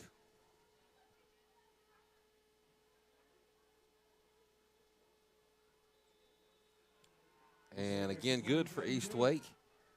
And they close the gap. Southern Nash now leads by 16, the score of 44-28 over East Wake. Once again, 8:59 remaining up on the Baker Professional Construction scoreboard.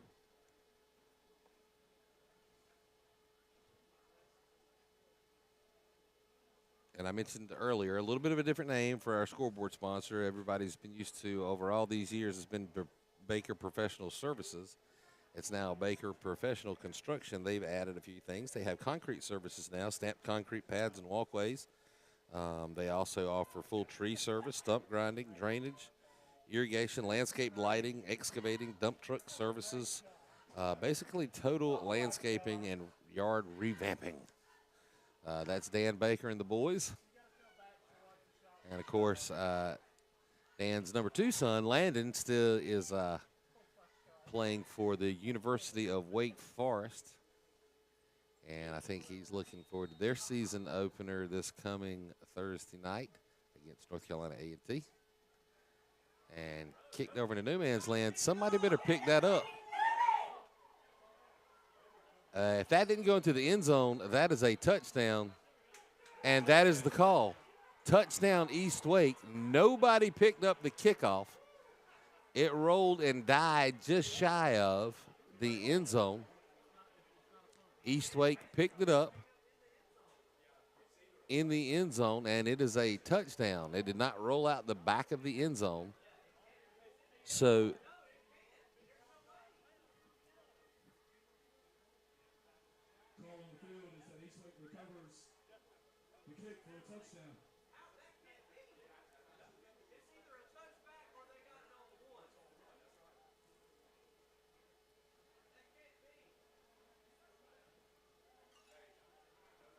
I think they're questioning it has to be a touchback, but I believe it has to roll out of the back of the end zone in order to be a touchback. Inside the end zone is still a live play. And the extra point is good.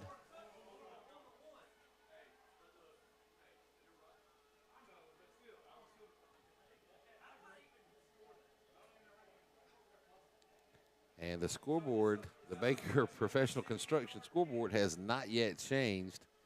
And with no ticks off the clock, what was a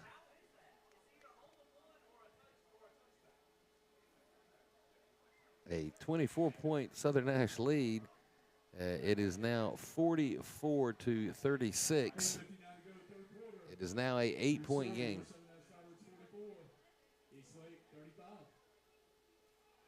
Excuse me, 35. So it is a 9-point game.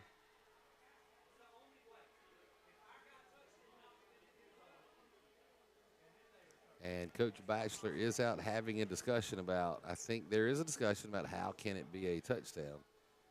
Now, I'm not a rules guy.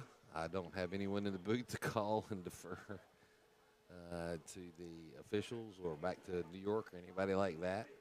But my understanding of the rules is it has to roll out of the back of the end zone in order to be a touchback. If it is dead inside the end zone untouched, it is live.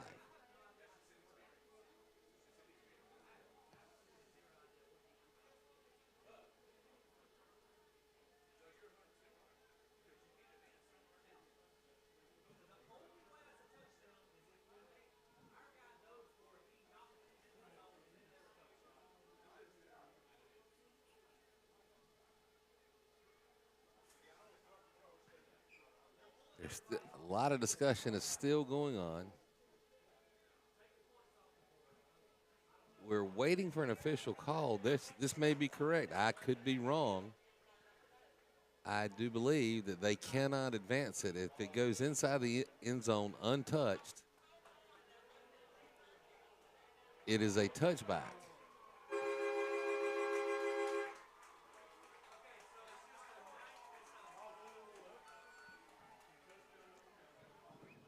So the touchdown will be removed.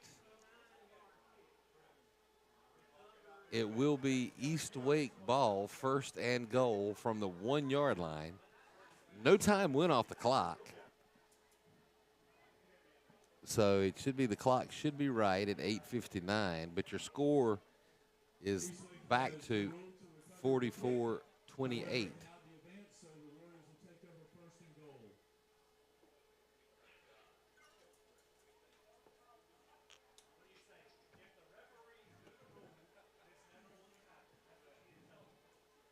So I stand corrected. The referees stand corrected.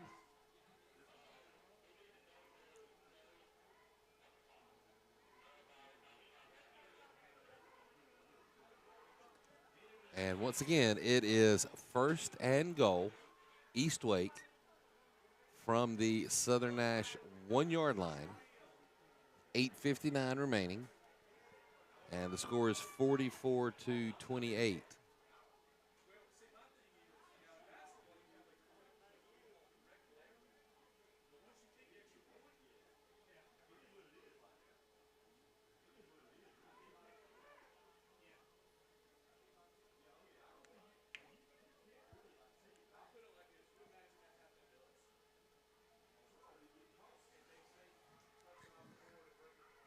I think the further argument is that the extra point attempt was played and converted, and so it's kind of like in baseball, another pitch has occurred, so you can't protest the previous play. However, this is where we're going to stop. This is where the discussion ends. Once again, first and goal, East Wake, from the Southern Nash 1-yard line. And a hard hit and actually thrown for a loss. So that's going to bring up second down and goal.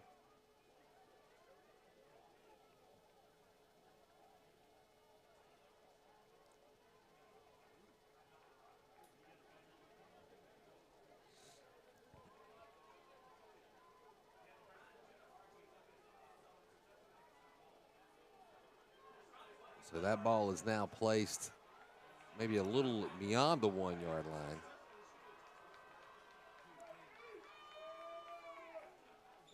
Handoff to 5 up, or 9 up the middle. And this time they do score the touchdown.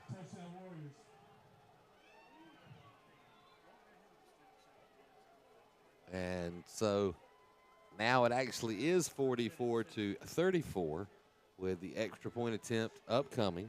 There are 8 minutes and 15 seconds remaining in the third period up on the Baker Professional Construction scoreboard.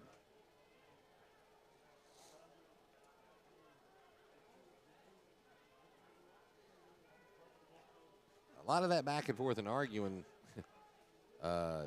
That was not a very heads-up play by the Firebirds to let a deep kickoff just roll like that.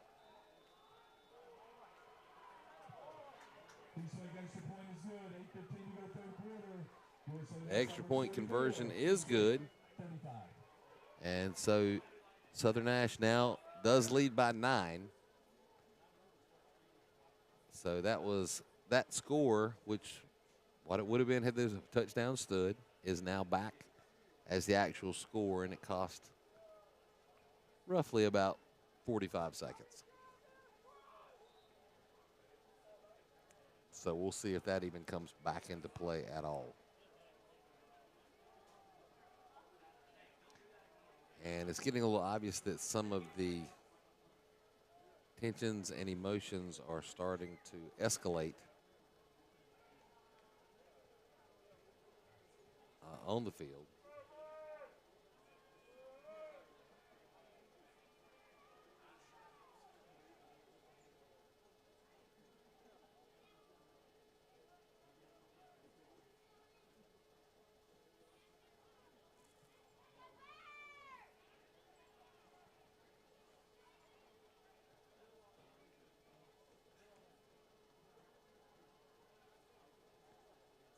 And I would almost expect to see an onside kick here. No, they'll go deep again. This time it will be fielded. And breaking tackles and running all the way through is Cam Lyons. He'll finally be forced out of bounds deep in East Wake territory. He's going to be marked out of bounds at what looks to be the 38-yard line. Check that, the 39-yard line of the Warriors. So it'll be 1st and 10, Southern Nash inside East Wake territory with 8:03 remaining up on the Baker Professional Construction scoreboard.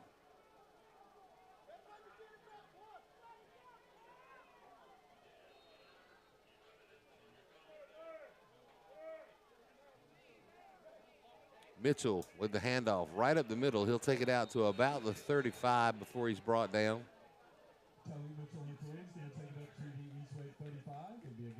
So a gain of about 4 on the play is going to bring up 2nd down and 6.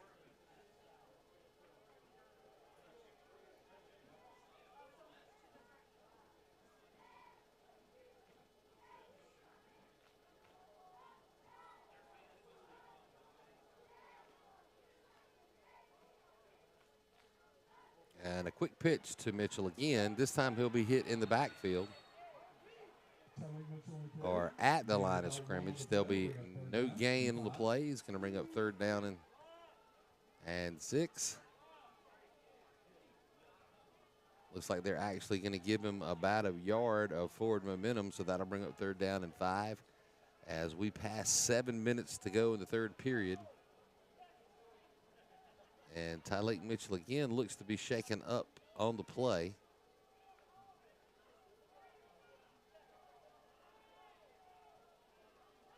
Battle under center. Faulkner and Hines. Faulkner with the handoff. He'll take it and be brought down just shy of the 30 at the 31-yard line. And so that's going to bring up 4th down now for the Firebirds and 2. 6:30 remaining in the 3rd period. Clock continues to run. Obviously, Coach Batchelor is going to go for it here.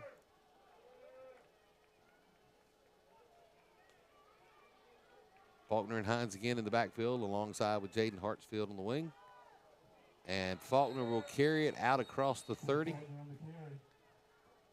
And it looks like it's going to be enough. They're going to spot him down at about the 32, and that will move the sticks for the Firebirds, and it's a 1st down on the short scamper from Luke Faulkner. First and 10 Firebirds from the 28.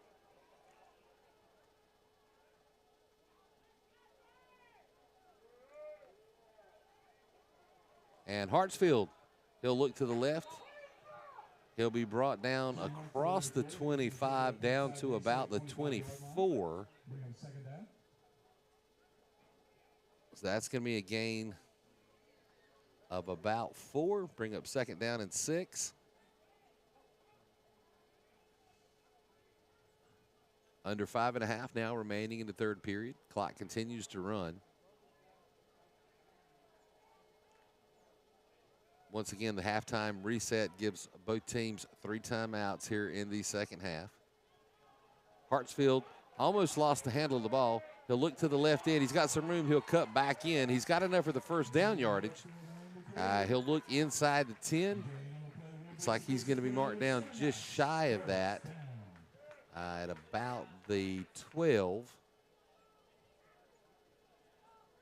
So it'll be first and 10, Southern Nash. In the red zone of East Wake with an opportunity to convert. Line to gain will be just inside the 2. And timeout is being called. That is an official timeout. I think it was for an injured player who is now off the field.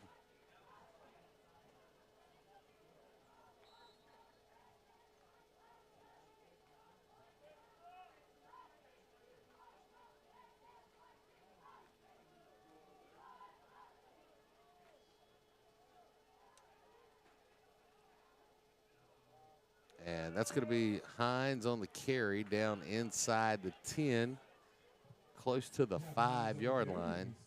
Bring up second down.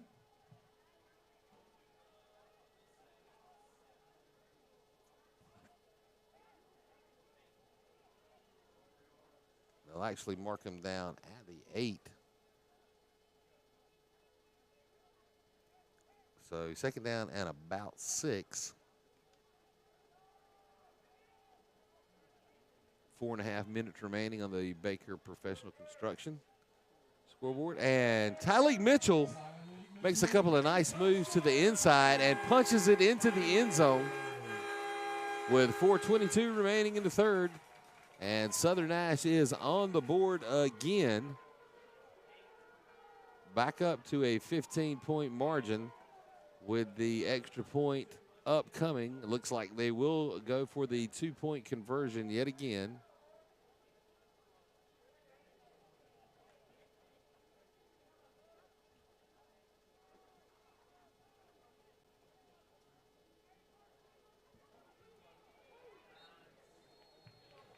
And that's good. Jonathan Hines pumps in the 2-point conversion. 4:22 to go. Third quarter, your Southern Nash Firebirds 52, East Wake 35. And it is a 17-point lead now for the Firebirds. Firebirds lead 52 to 35. 4:22 remaining in the third up on the Baker Professional Construction scoreboard. Once again, tonight's game is brought to you by Vandermark Side Farms. They are family-owned and operated natural grass operations serving central and eastern North Carolina. Vandermark's mission has always been to be the premier provider of natural grass and side products to the landscape industry, athletic fields, and commercial developments. They grow, harvest, and deliver 6 different types of natural grass. Contact Vandermark Farms at 252-437-1501 for all your natural grass needs today. And on a personal note to Mr. Keaton Vandermark and in the entire Vandermark family, all of us here at the Tar River Sports Network, as well as Southern Nash and Nash County Athletics, want to thank them immensely for their strong support over all the years. It's appreciated more than you will ever know.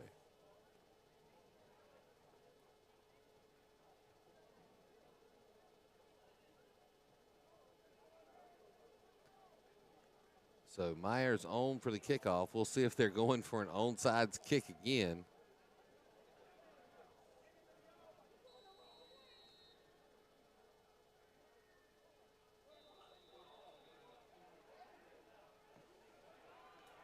And they're going to call offsides because they blew the whistle for live action. The kicker walked up and then reached down and touched the football to adjust it. The players had gone in motion.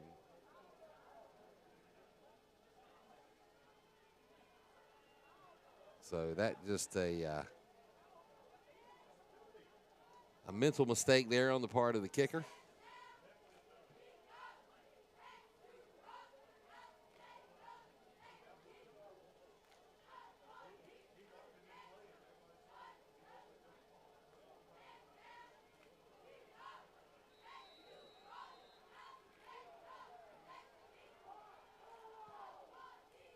And it'll be a squid kick up the middle, covered and fallen on by East Wake.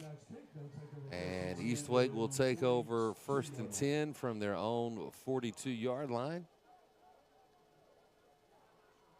And trailing by 17. Once again with 4:21 remaining up on the Baker Professional Construction scoreboard.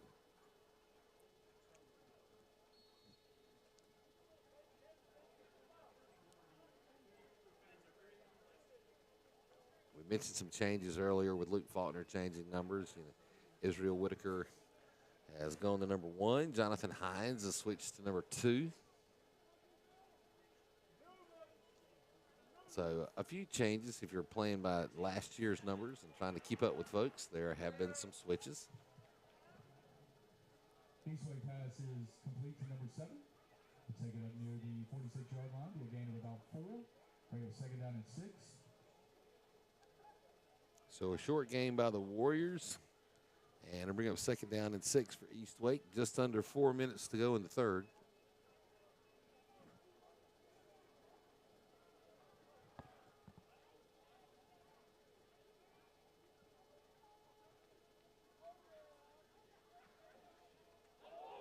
Another run up the middle and a hard hit by Luke Faulkner. No, yeah, that was Luke Faulkner. He hit so hard it rang my bell. I can't even read his number. That'll be 3rd and 5 now for the Warriors.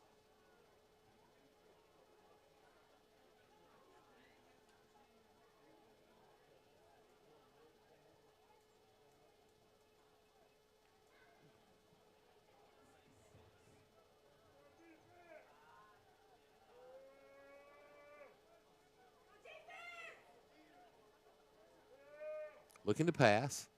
Be a screen pass out to the flat. Number 5 with the catch. He's got enough for the first down. And he'll be stopped right there. Looks like it'll be enough for Warrior first down. They are inside Firebird territory now. Ball will be spotted at the Southern Nash 47-yard line.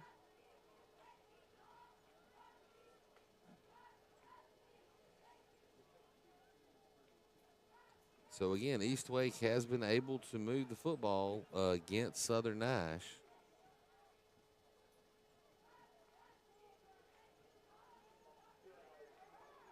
Looking to pass again. This one's going to be deep. He's got a man down there. And it is overthrown and incomplete. No flags on the play. That'll bring up 2nd down and 10.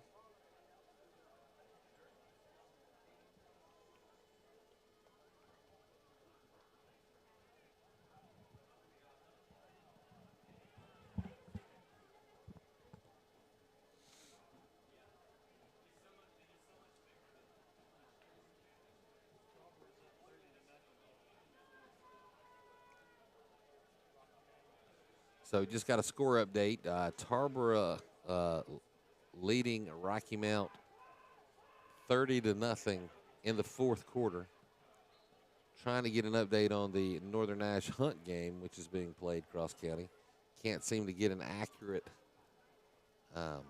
update on that one. Eastway quarterback on the scramble is going to be stopped a couple yards short. We've heard some different kind of rumblings that Northern Nash was trailing. We've heard it was tied. So not really sure. Don't want to make an official announcement because we have no idea at this point.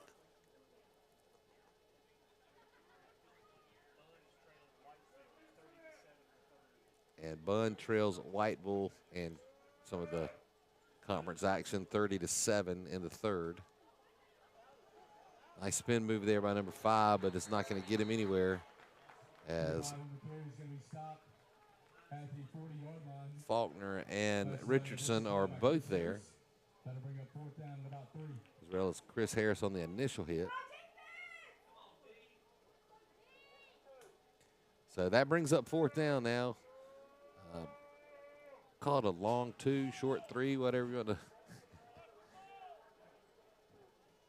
So a nice little test here for the Firebird defense.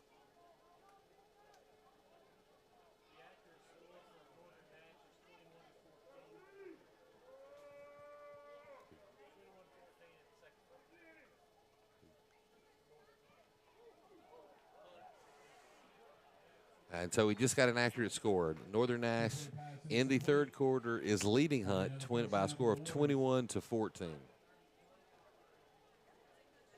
As as East Wake is able to convert on the 4th down, and it is 1st and 10 now for the Warriors.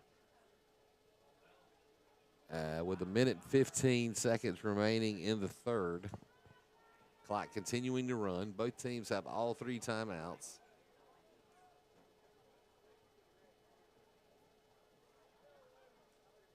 Another hand up off the middle to number 5. This time caught by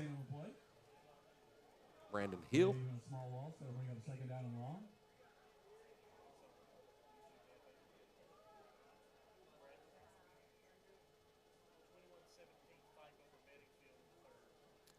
Another update, 21-17. Fike leads Bedingfield in the third.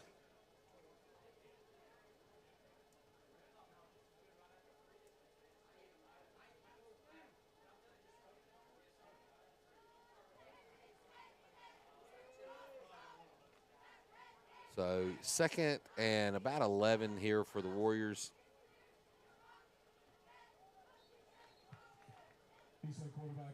About a 4-yard gain. That's going to bring up 3rd down and about 7 now for the Warriors. And that's going to bring us to the end of the third period with Southern Nash leading 52-35 over the Warriors of East Wake.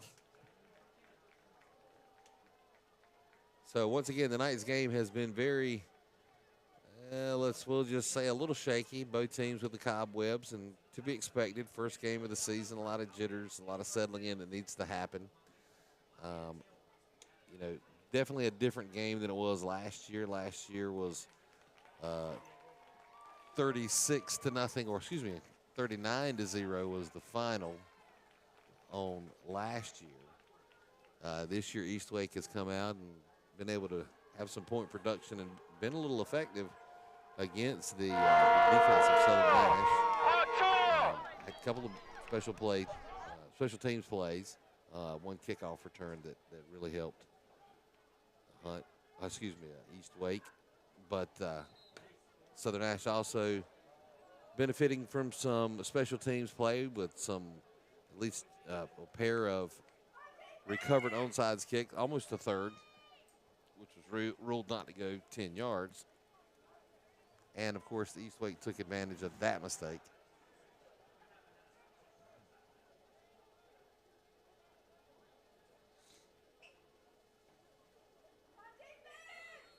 So kicking off the fourth quarter here, it's 3rd and a long 7 here for the Warriors. Going to look to pass. He's got a man downfield, can't get it away. Hits midfield, man's open. He's hit, finally brought down inside the 5-yard line. Israel Whitaker on the tackle, and the receiver is down, as well as there is a Firebird player that is down around the the far hash mark there. His appears to be cramps. The Firebird player, not sure. Looks like they went for the shoulder area on the Warrior player. That was a hard hit from Israel Whitaker.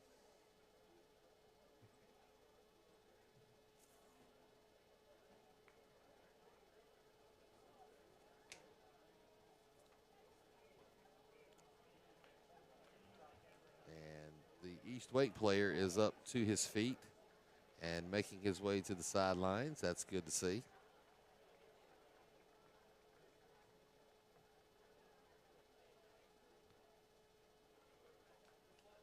Obviously, we want these games to be injury-free.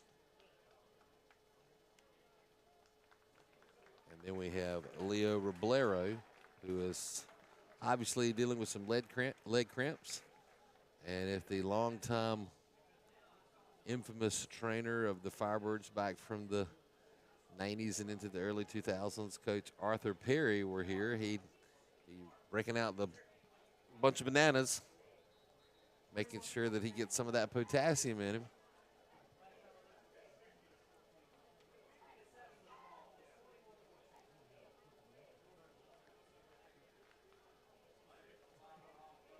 Mr. Perry, one of my personal all-time favorites, both in the class and on the field.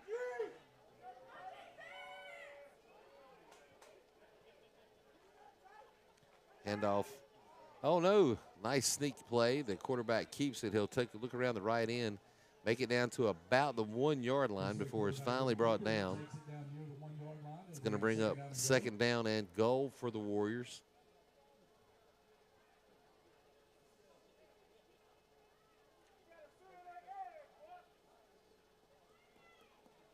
Just under 11 and a half minutes to play in the game.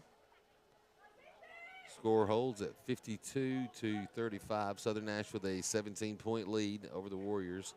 Warriors threatening now to close that gap. And hit in the backfield and thrown for a big loss. Initial contact made by Ontavius Riggins.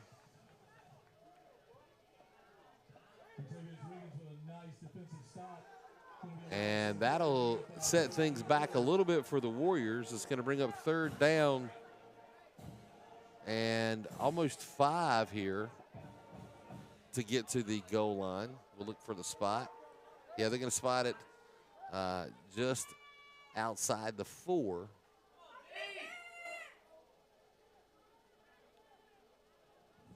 So a nice test here for the Firebird defense and their goal line stand. Looking to pass. Nobody's open. Caught in the backfield. Slips the tackle. Gets away. Still on his feet. Going to look to the far side. Gets the throw away. A flag comes in. That seems like possibly a hold or ineligible receiver. I'm wondering, with him being on his feet as long as he was,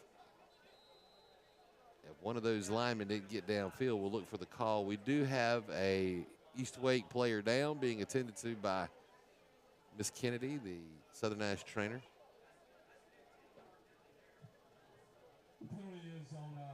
So there was a blindside block penalty called against East Wake. That's going to be a 15-yard penalty if I'm not mistaken. We'll see what they step off here. Basically, wow. A 15-yard penalty. And I believe a loss of down. Let's see what down they chalk up. So apparently it is not a loss of down, but it is third and goal from the 21 now for the Warriors.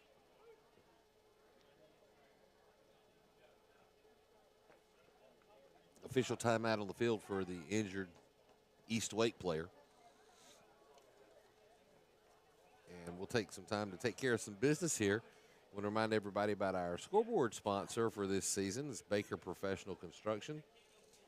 Landscape drainage, erosion solutions, French drains, yard drainage solutions, grading, swales, landscape repairs, rock, stone, concrete. They have very high customer satisfaction, and they specialize in both residential and commercial service. Now, they also have full tree service and stump grinding. And, of course, the landscape lighting, excavation, dump truck services, all that good stuff. So give Dan Baker a call at Baker Professional Construction. He really likes it when you call him right now during the summer because he can really work his two boys really hard. I know Landon's back at school, so he can slide on this one. But think about that, especially during the summer.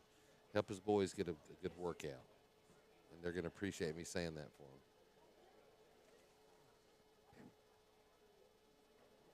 Tanner, you're still home. I don't know if you can dodge Dad too much or not.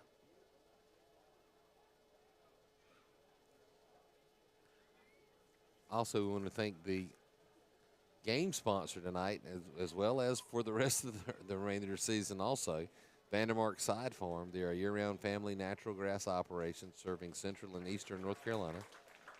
And their mission has always been to be the premier provider of natural grass and side products in the landscape industry, athletic fields, and commercial developments. Contact Vandermark Farms at 252-437-1501 for your natural grass needs.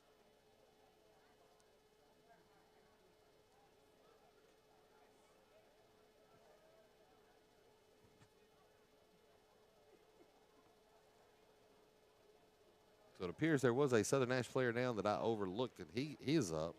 However, the East Wake player remains down on the field.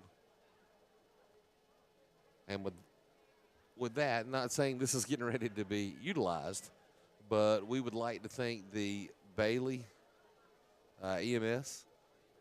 They are here on standby, waiting for the case there are any emergency services needed. So thank you to Bailey and Nash County for providing EMS coverage for the game tonight,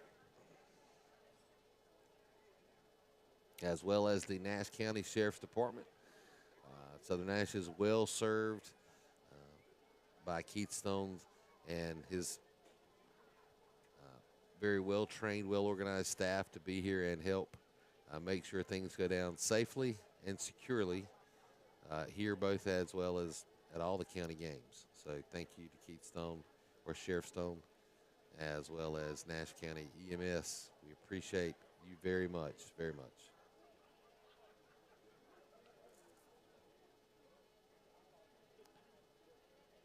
And we'll take another while we have a moment here to remind everybody about the great Firebird kickoff.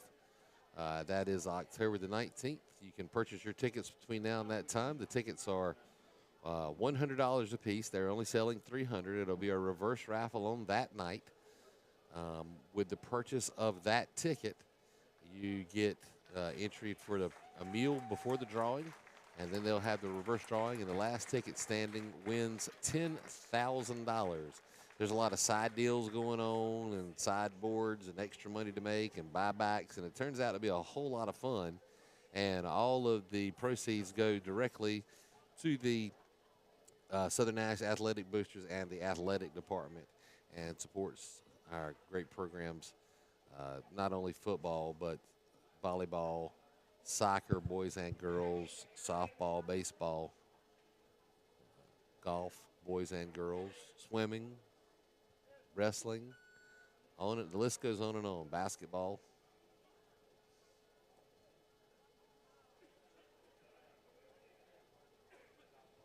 So the East Wake player is up, and it looks like they will be calling in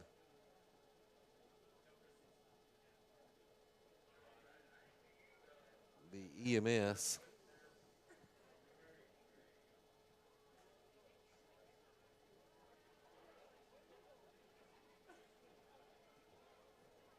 He is to his feet and being assisted.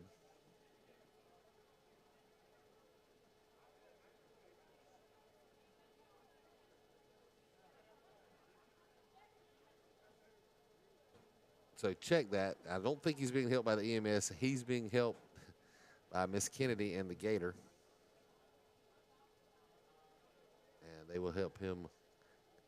That's a quite large young man standing there. Probably not a whole lot of people down there can help get him off the field, so we'll utilize the Gator. And hopefully he is okay.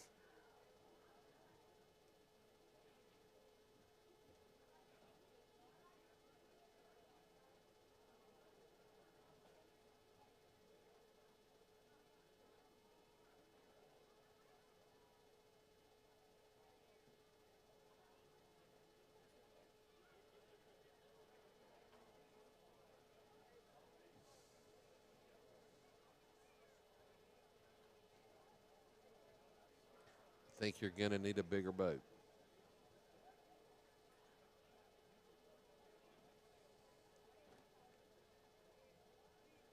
As we got him maneuvered up into the gator now, and they will be able to get him off the field. So great show of sportsmanship there with all of the Southern Nash head coach Brian Batchelor, as well as the team doctor Tommy May, even though he's retired, still coming out being the team doctor.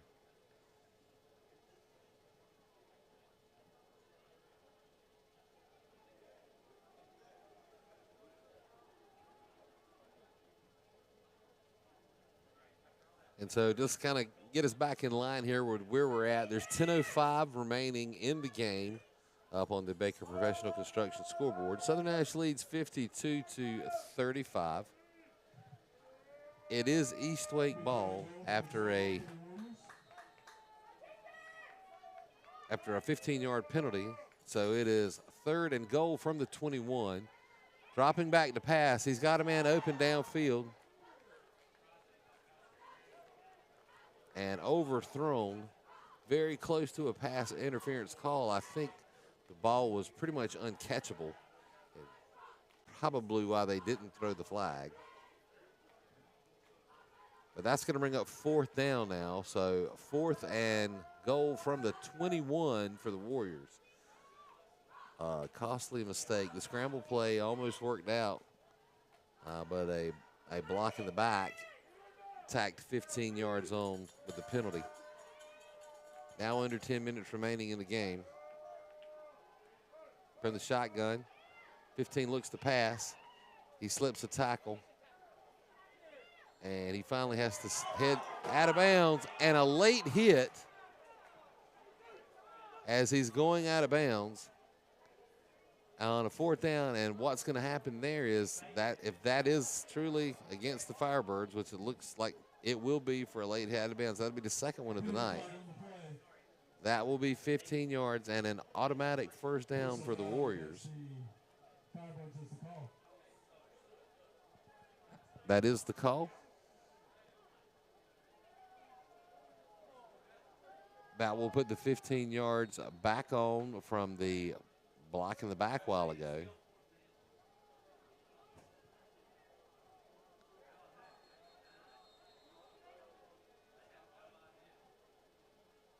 And East Wake's going to call timeout. They did not give it an automatic 1st down, I guess, because it was, I thought on an unsportsmanlike it was automatic 1st down. However, they do not make that call. Looks like the East Wake head coach is questioning that right now. East Wake does call timeout. 9:45 remaining in the game. East Wake trails Southern Nash by 17.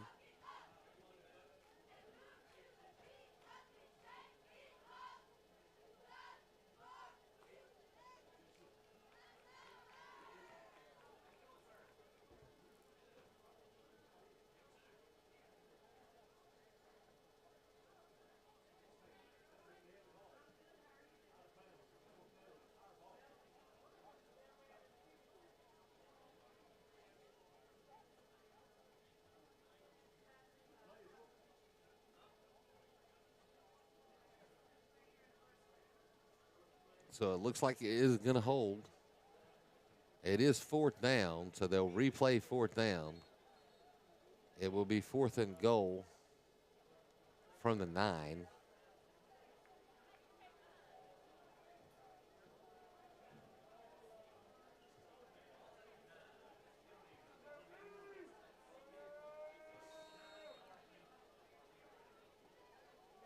So you can pretty much assume you're looking for a pass play here. Receivers wide to the right. He makes the screen pass to number 5, and it's dropped.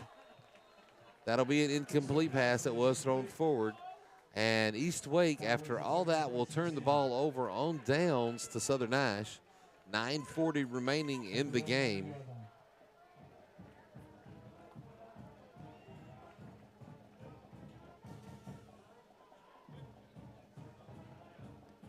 So a lot of confusion, a lot of questions, a lot of, is this the right call? Is it 4th down? Is it a loss of down? A lot of things to settle out here as far as this game goes. But back to action. A pitch to Tyleek Mitchell. He'll look around the left end. He'll come back inside. He'll take it out across the 30 down to about the 33, 34.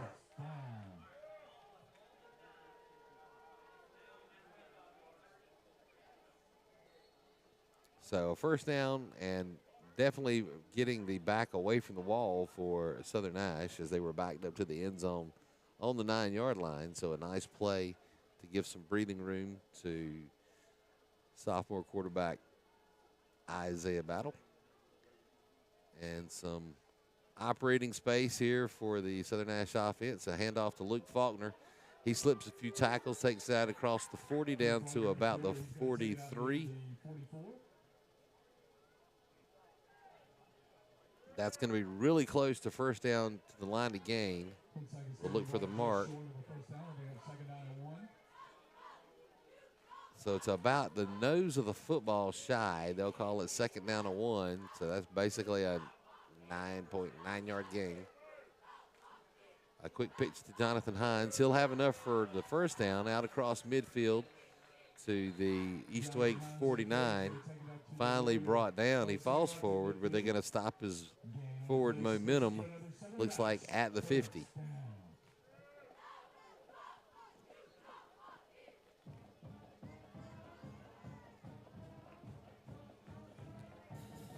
So first and 10, Southern Nash at the halfway mark of the field here. 8 minutes and 20 seconds remaining in the game. Hines again with the handoff. Looks to the right end. He'll be hit by a wall of East Wake players. He got a couple. It's going to bring up second down and 8 now for the Firebirds.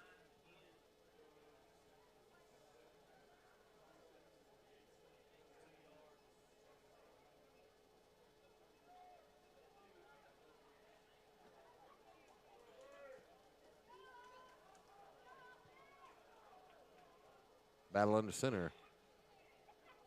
Another handoff to Hines. No, that was not Hines that time. That was Danny Dunston on the carry that time. He'll pick up a couple more. Going to bring up third down and about 6.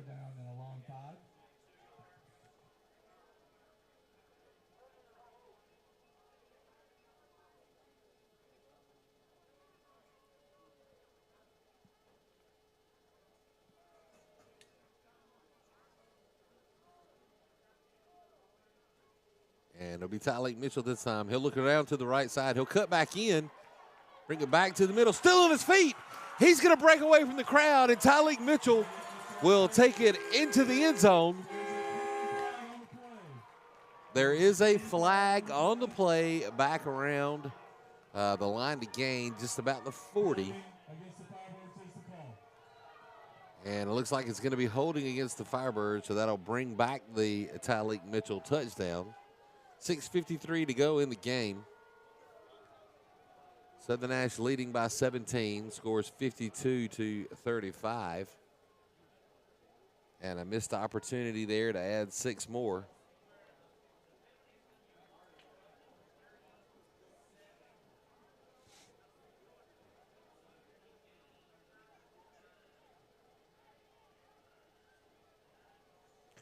So after the carry and the penalty, it's basically a loss of a yard, and it's going to bring up third down and about 7 now.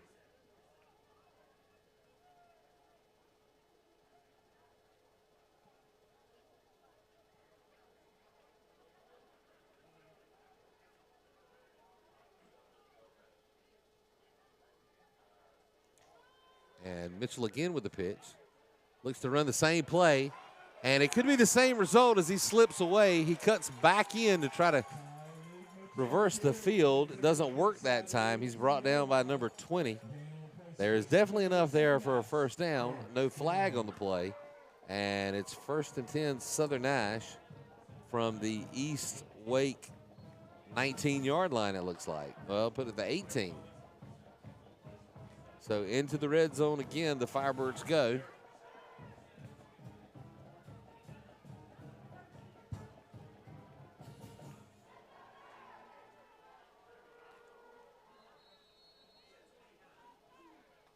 believe, trying to see who that was on the carry. I believe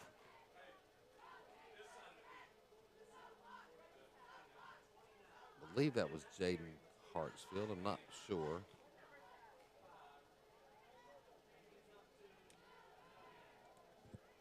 So no gain on the play. Bring it second down and 10. Clock continues to run now, passing 5.5 minutes remaining in the game.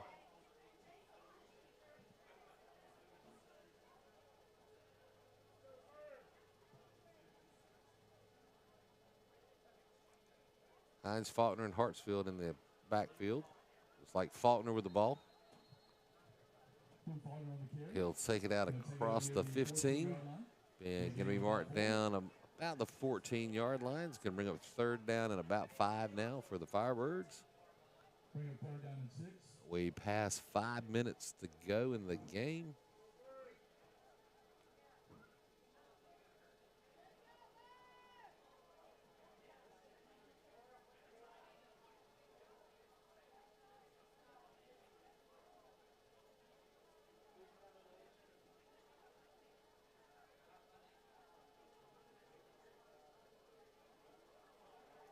And just bullying his way up the middle.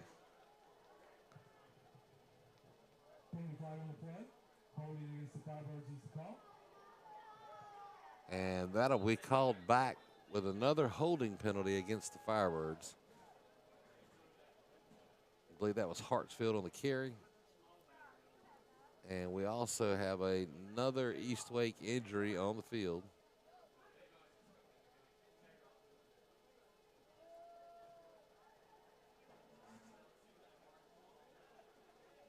And another official timeout, and they'll bring the teams off the field. 4:29 remaining up on the Baker Professional Construction scoreboard.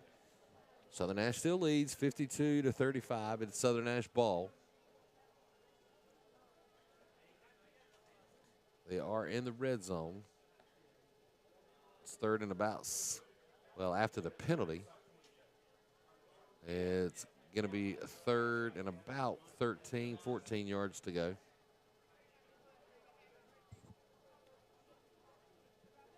Following that holding penalty.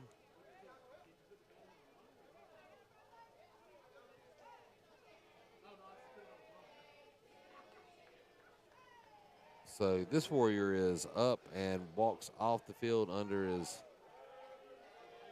own power.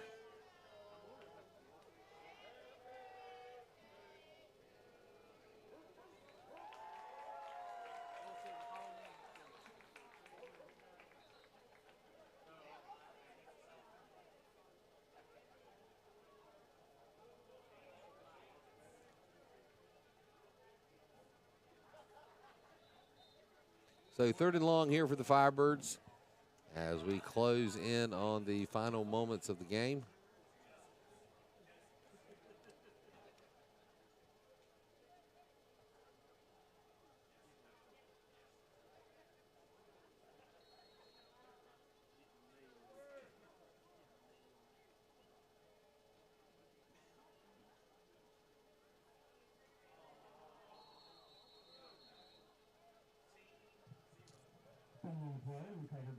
And that was another fumble in the exchange from center, recovered by Isaiah Battle. It's going to bring up fourth down and long now for the Firebirds.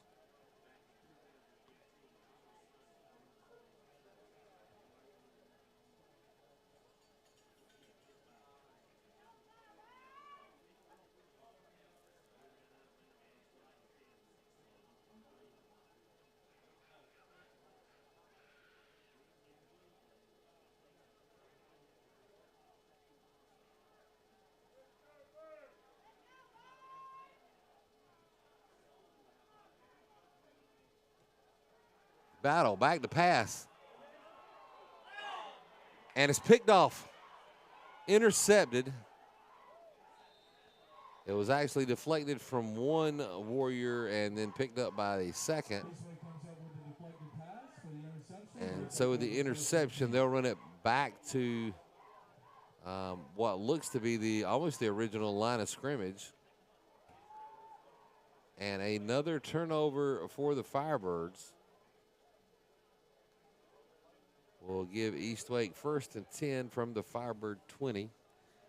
This time with 3:29 remaining in the game. And the Warriors trailing by 17.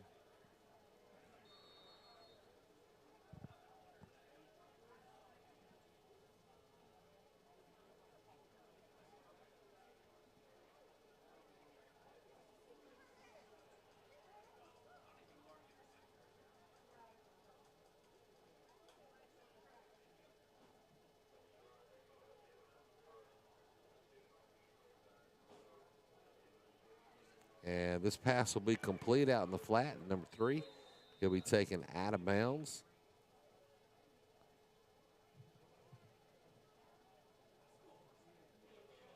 It's like a gain of about 7. It's going to bring up 2nd down and 3 for the Warriors.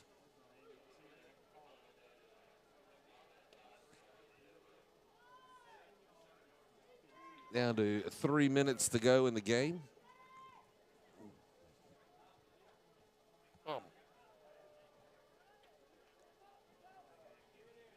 Another pass play. This is called again.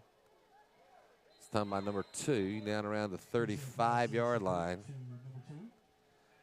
That is going to be enough for an East Wake 1st down.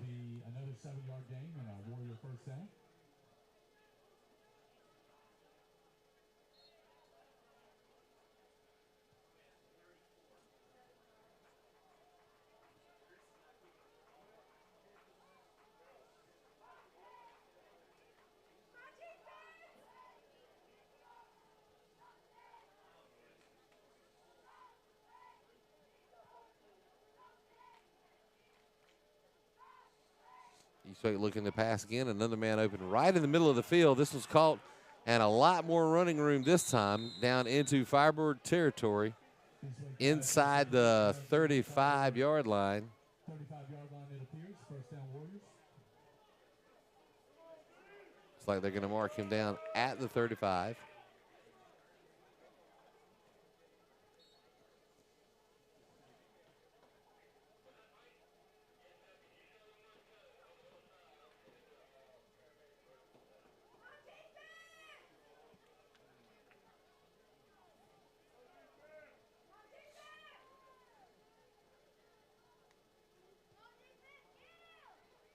Another man open. This time, if it's caught, oh, what a catch, a diving catch. And that's going to be inside the 5-yard line. And actually, a really good catch there by the receiver, number 2.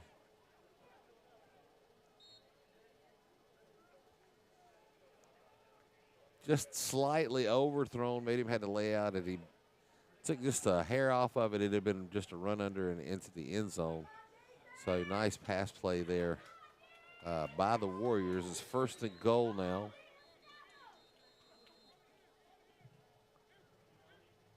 And timeout will be called by Southern Nash. That is their first of the second half. 1:25 remaining in the game. And East Wake threatening to score. Keep in mind, it is a 3-score game at 17 points. With 1:25 remaining.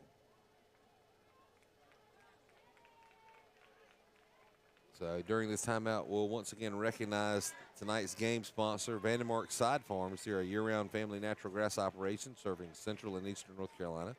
Vandermark's mission has always been to be the premier provider of natural grass and side products to the landscape industry, athletic fields, and commercial developments. They grow, harvest, and deliver 6 different types of natural grass.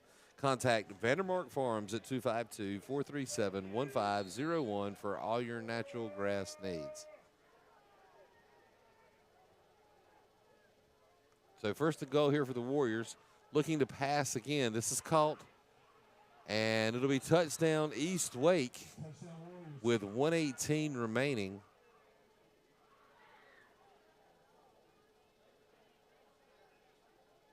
We'll see if they even go for a 2-point conversion.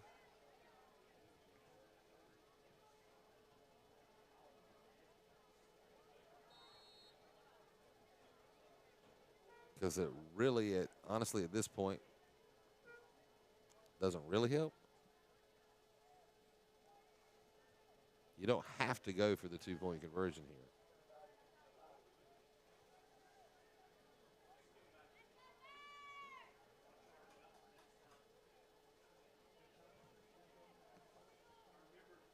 And it looks like they will go for the extra point, and not before they get a delay of game penalty as the time clock has expired.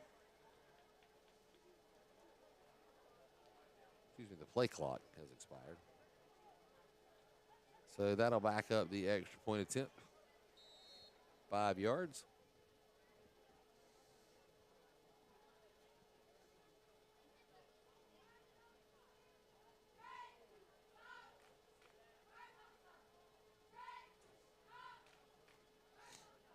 .118 remaining on the Baker Professional Construction scoreboard, and the kick is good. And so that does close the gap, 52-42. Southern Nash in the lead. A combined 94 points scored. Don't think anybody saw that one coming. 118 remaining. Eastwake to kick off. You could pretty much expect an onside kick here,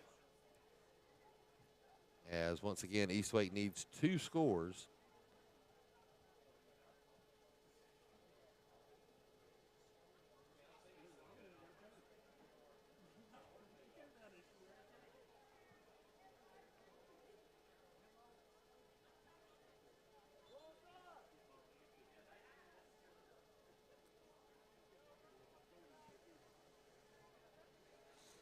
So I'm sure there's a lot of things for Coach Batchelor along with Coach Battle, Coach Kennedy, the defensive squad to work on.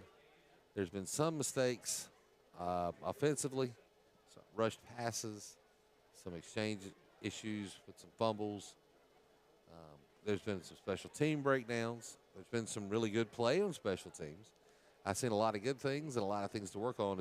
Overall, from my perspective, as far as the first game of the season, I think a lot of these things are items that can be expected and very much can be improved on. Once again, last year we saw what looked to be just really concerning in game 1, which went on to be a 10-2 season, only 1 loss during the regular season and a conference championship for Southern Nash. So everything still remains to be seen. A lot of younger players, but a lot of good senior leadership as well. So the hard onside kick with super hands. And that was Isaiah Battle. I think he went into baseball player mode, and shortstop fielded the hard grounder. Unfortunately, he didn't have to make a throw to first. He just had to cover it up. And so Southern Nash takes over 1st and 10 with 1:18 remaining in the game and a 10-point lead. Don't think you're in fear of seeing anything getting aired out here. And Mitchell will look to the outside, and he's got nothing but grass and opportunity between him and the end zone, and Tyleek Mitchell gets back the score that was taken away from him. And Southern Nash seals the fate of Eastwake with the long touchdown run from senior Tyleek Mitchell, 1:08 remaining.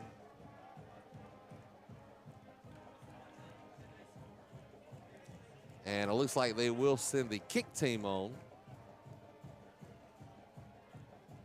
for the PAT.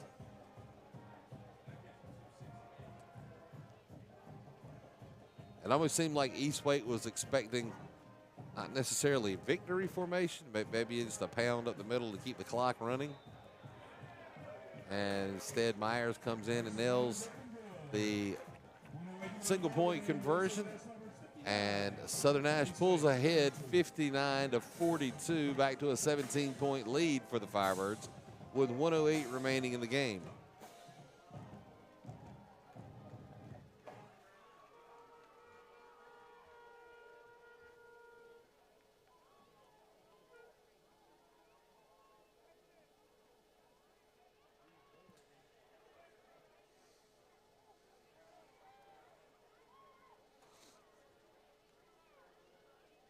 Now, of course, we saw some crazy stuff happen at the end of the first half with scoring scenarios.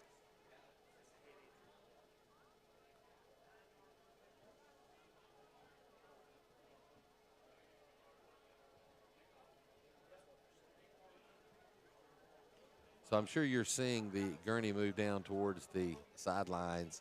There was a head injury sustained earlier by East Wake, and they are being attended to right now. So we'll cut away from that. And there's another onside kick. East Wake's number 2 with the recovery. Warriors will take over first and 10 at their own 40.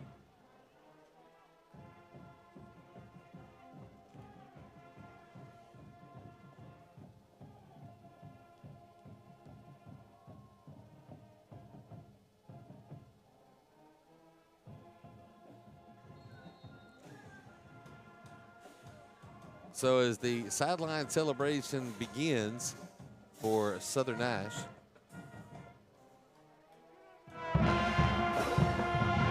East Wake will take a last stab at it. A minute, 7 seconds remaining on the Baker Professional Construction scoreboard. 17 points to overcome. Not impossible.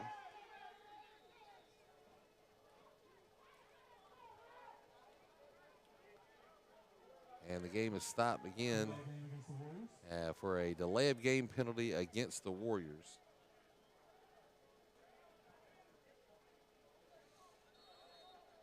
Well, I actually thought they had called timeout, but I see they had not.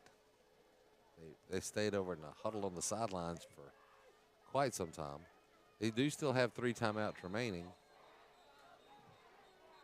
Offsides was called. False start against the Warriors. That's actually going to be a false start against the Warriors. So another mistake will back the Warriors up even further. That took 1 tick off the clock, 1:06 remaining.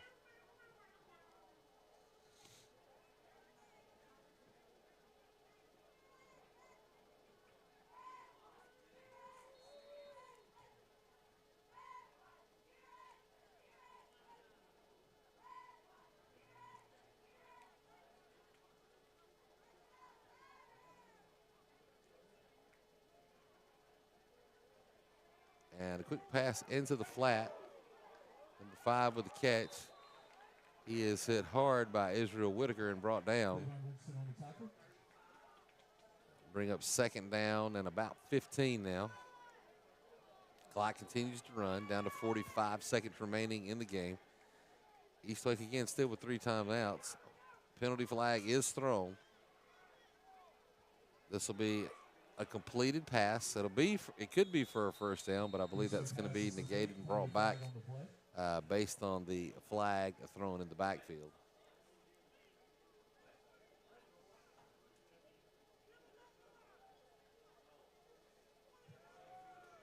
So there was an ineligible receiver for the Warriors. So that will bring back that pass play and take it back to 2nd and about 22.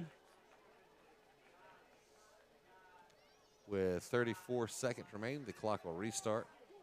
And that pass will be incomplete. That will stop the clock with 28.8 seconds. And it'll bring up 3rd down for the Warriors.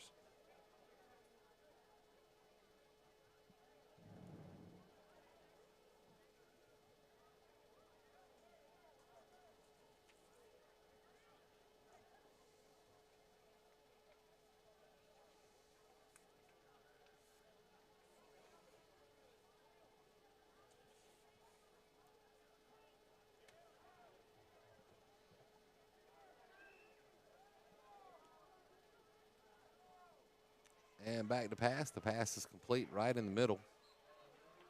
As basically Southern Nash playing a drop back zone to eliminate the opportunity for long play. Timeout, Warriors. And the Warriors have called timeout with 14.4 seconds remaining. Don't know if they're trying to get some players in. Doesn't look like anybody's. Yeah, here we go. There's some players checking into the game.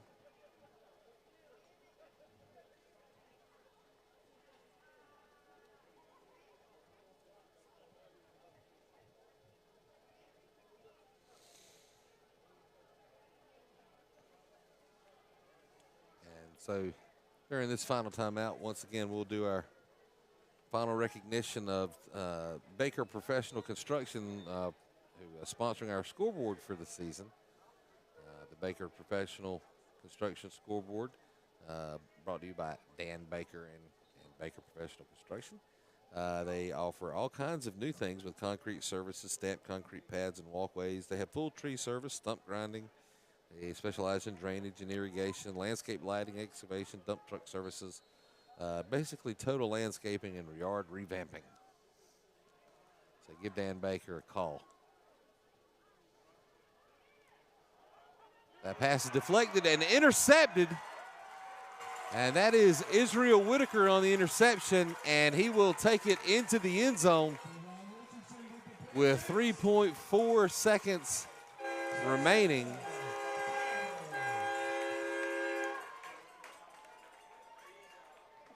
So that was a deflected pass. I don't know if his arm was hit or if the ball itself was deflected. It looked like his arm was hit in the forward motion.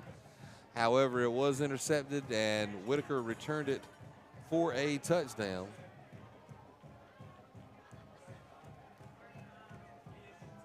So that will inflate the score a little bit, which will not be representative of how close this game actually was.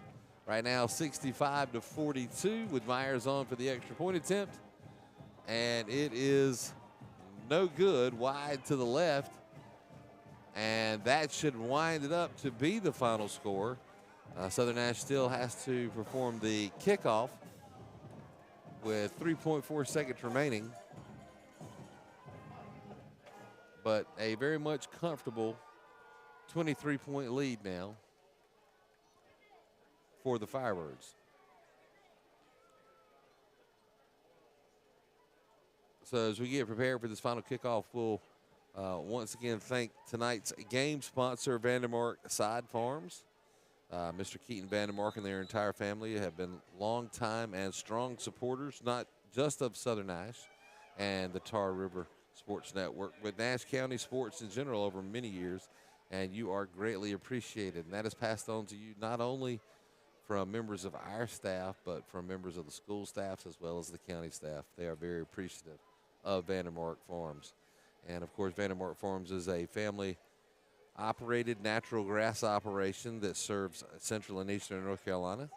Their mission has always been to be the premier provider of natural grass and side products to the landscape industry, athletic fields, and commercial developments. They grow, harvest, and deliver 6 types of natural grass. And so for all your natural grass needs, contact Vandermark Farms at 252-437-1501. And that will bring us to the final ticks and the official final score of tonight's game. Southern Nash with the first win of the season at now 1-0, wins 65-42 over the Warriors of East Wake. Definitely a closer game and more of a contest than what was expected. And so hopefully a good workout for games to come for the Firebirds. Once again, this is the Tar River Sports Network, and I am Brent Cohn. We will be back in 2 weeks. We will be covering live broadcasts for the home games, so we'll be back in 2 weeks versus Fike. And now, if you would like to watch the game next week versus South Granville, and that is a Thursday night game. We would invite everyone to make the trip and support the Firebirds down to South Granville. I don't know if South Granville has a huddle camera. We will have our camera set up so you can log into the huddle website for Southern Nash and view that game. That is available for sale. So please feel free to join in and watch the game there. Hopefully there'll be enough signal that we can get that sucker out of there. But as far as the live broadcast with commentary, we'll be back in 2 weeks here at Southern Nash as Southern Nash hosts Fike. So for now, and until 2 weeks from now, this is Brent Cone signing off from the Tar River Sports Network. We're out.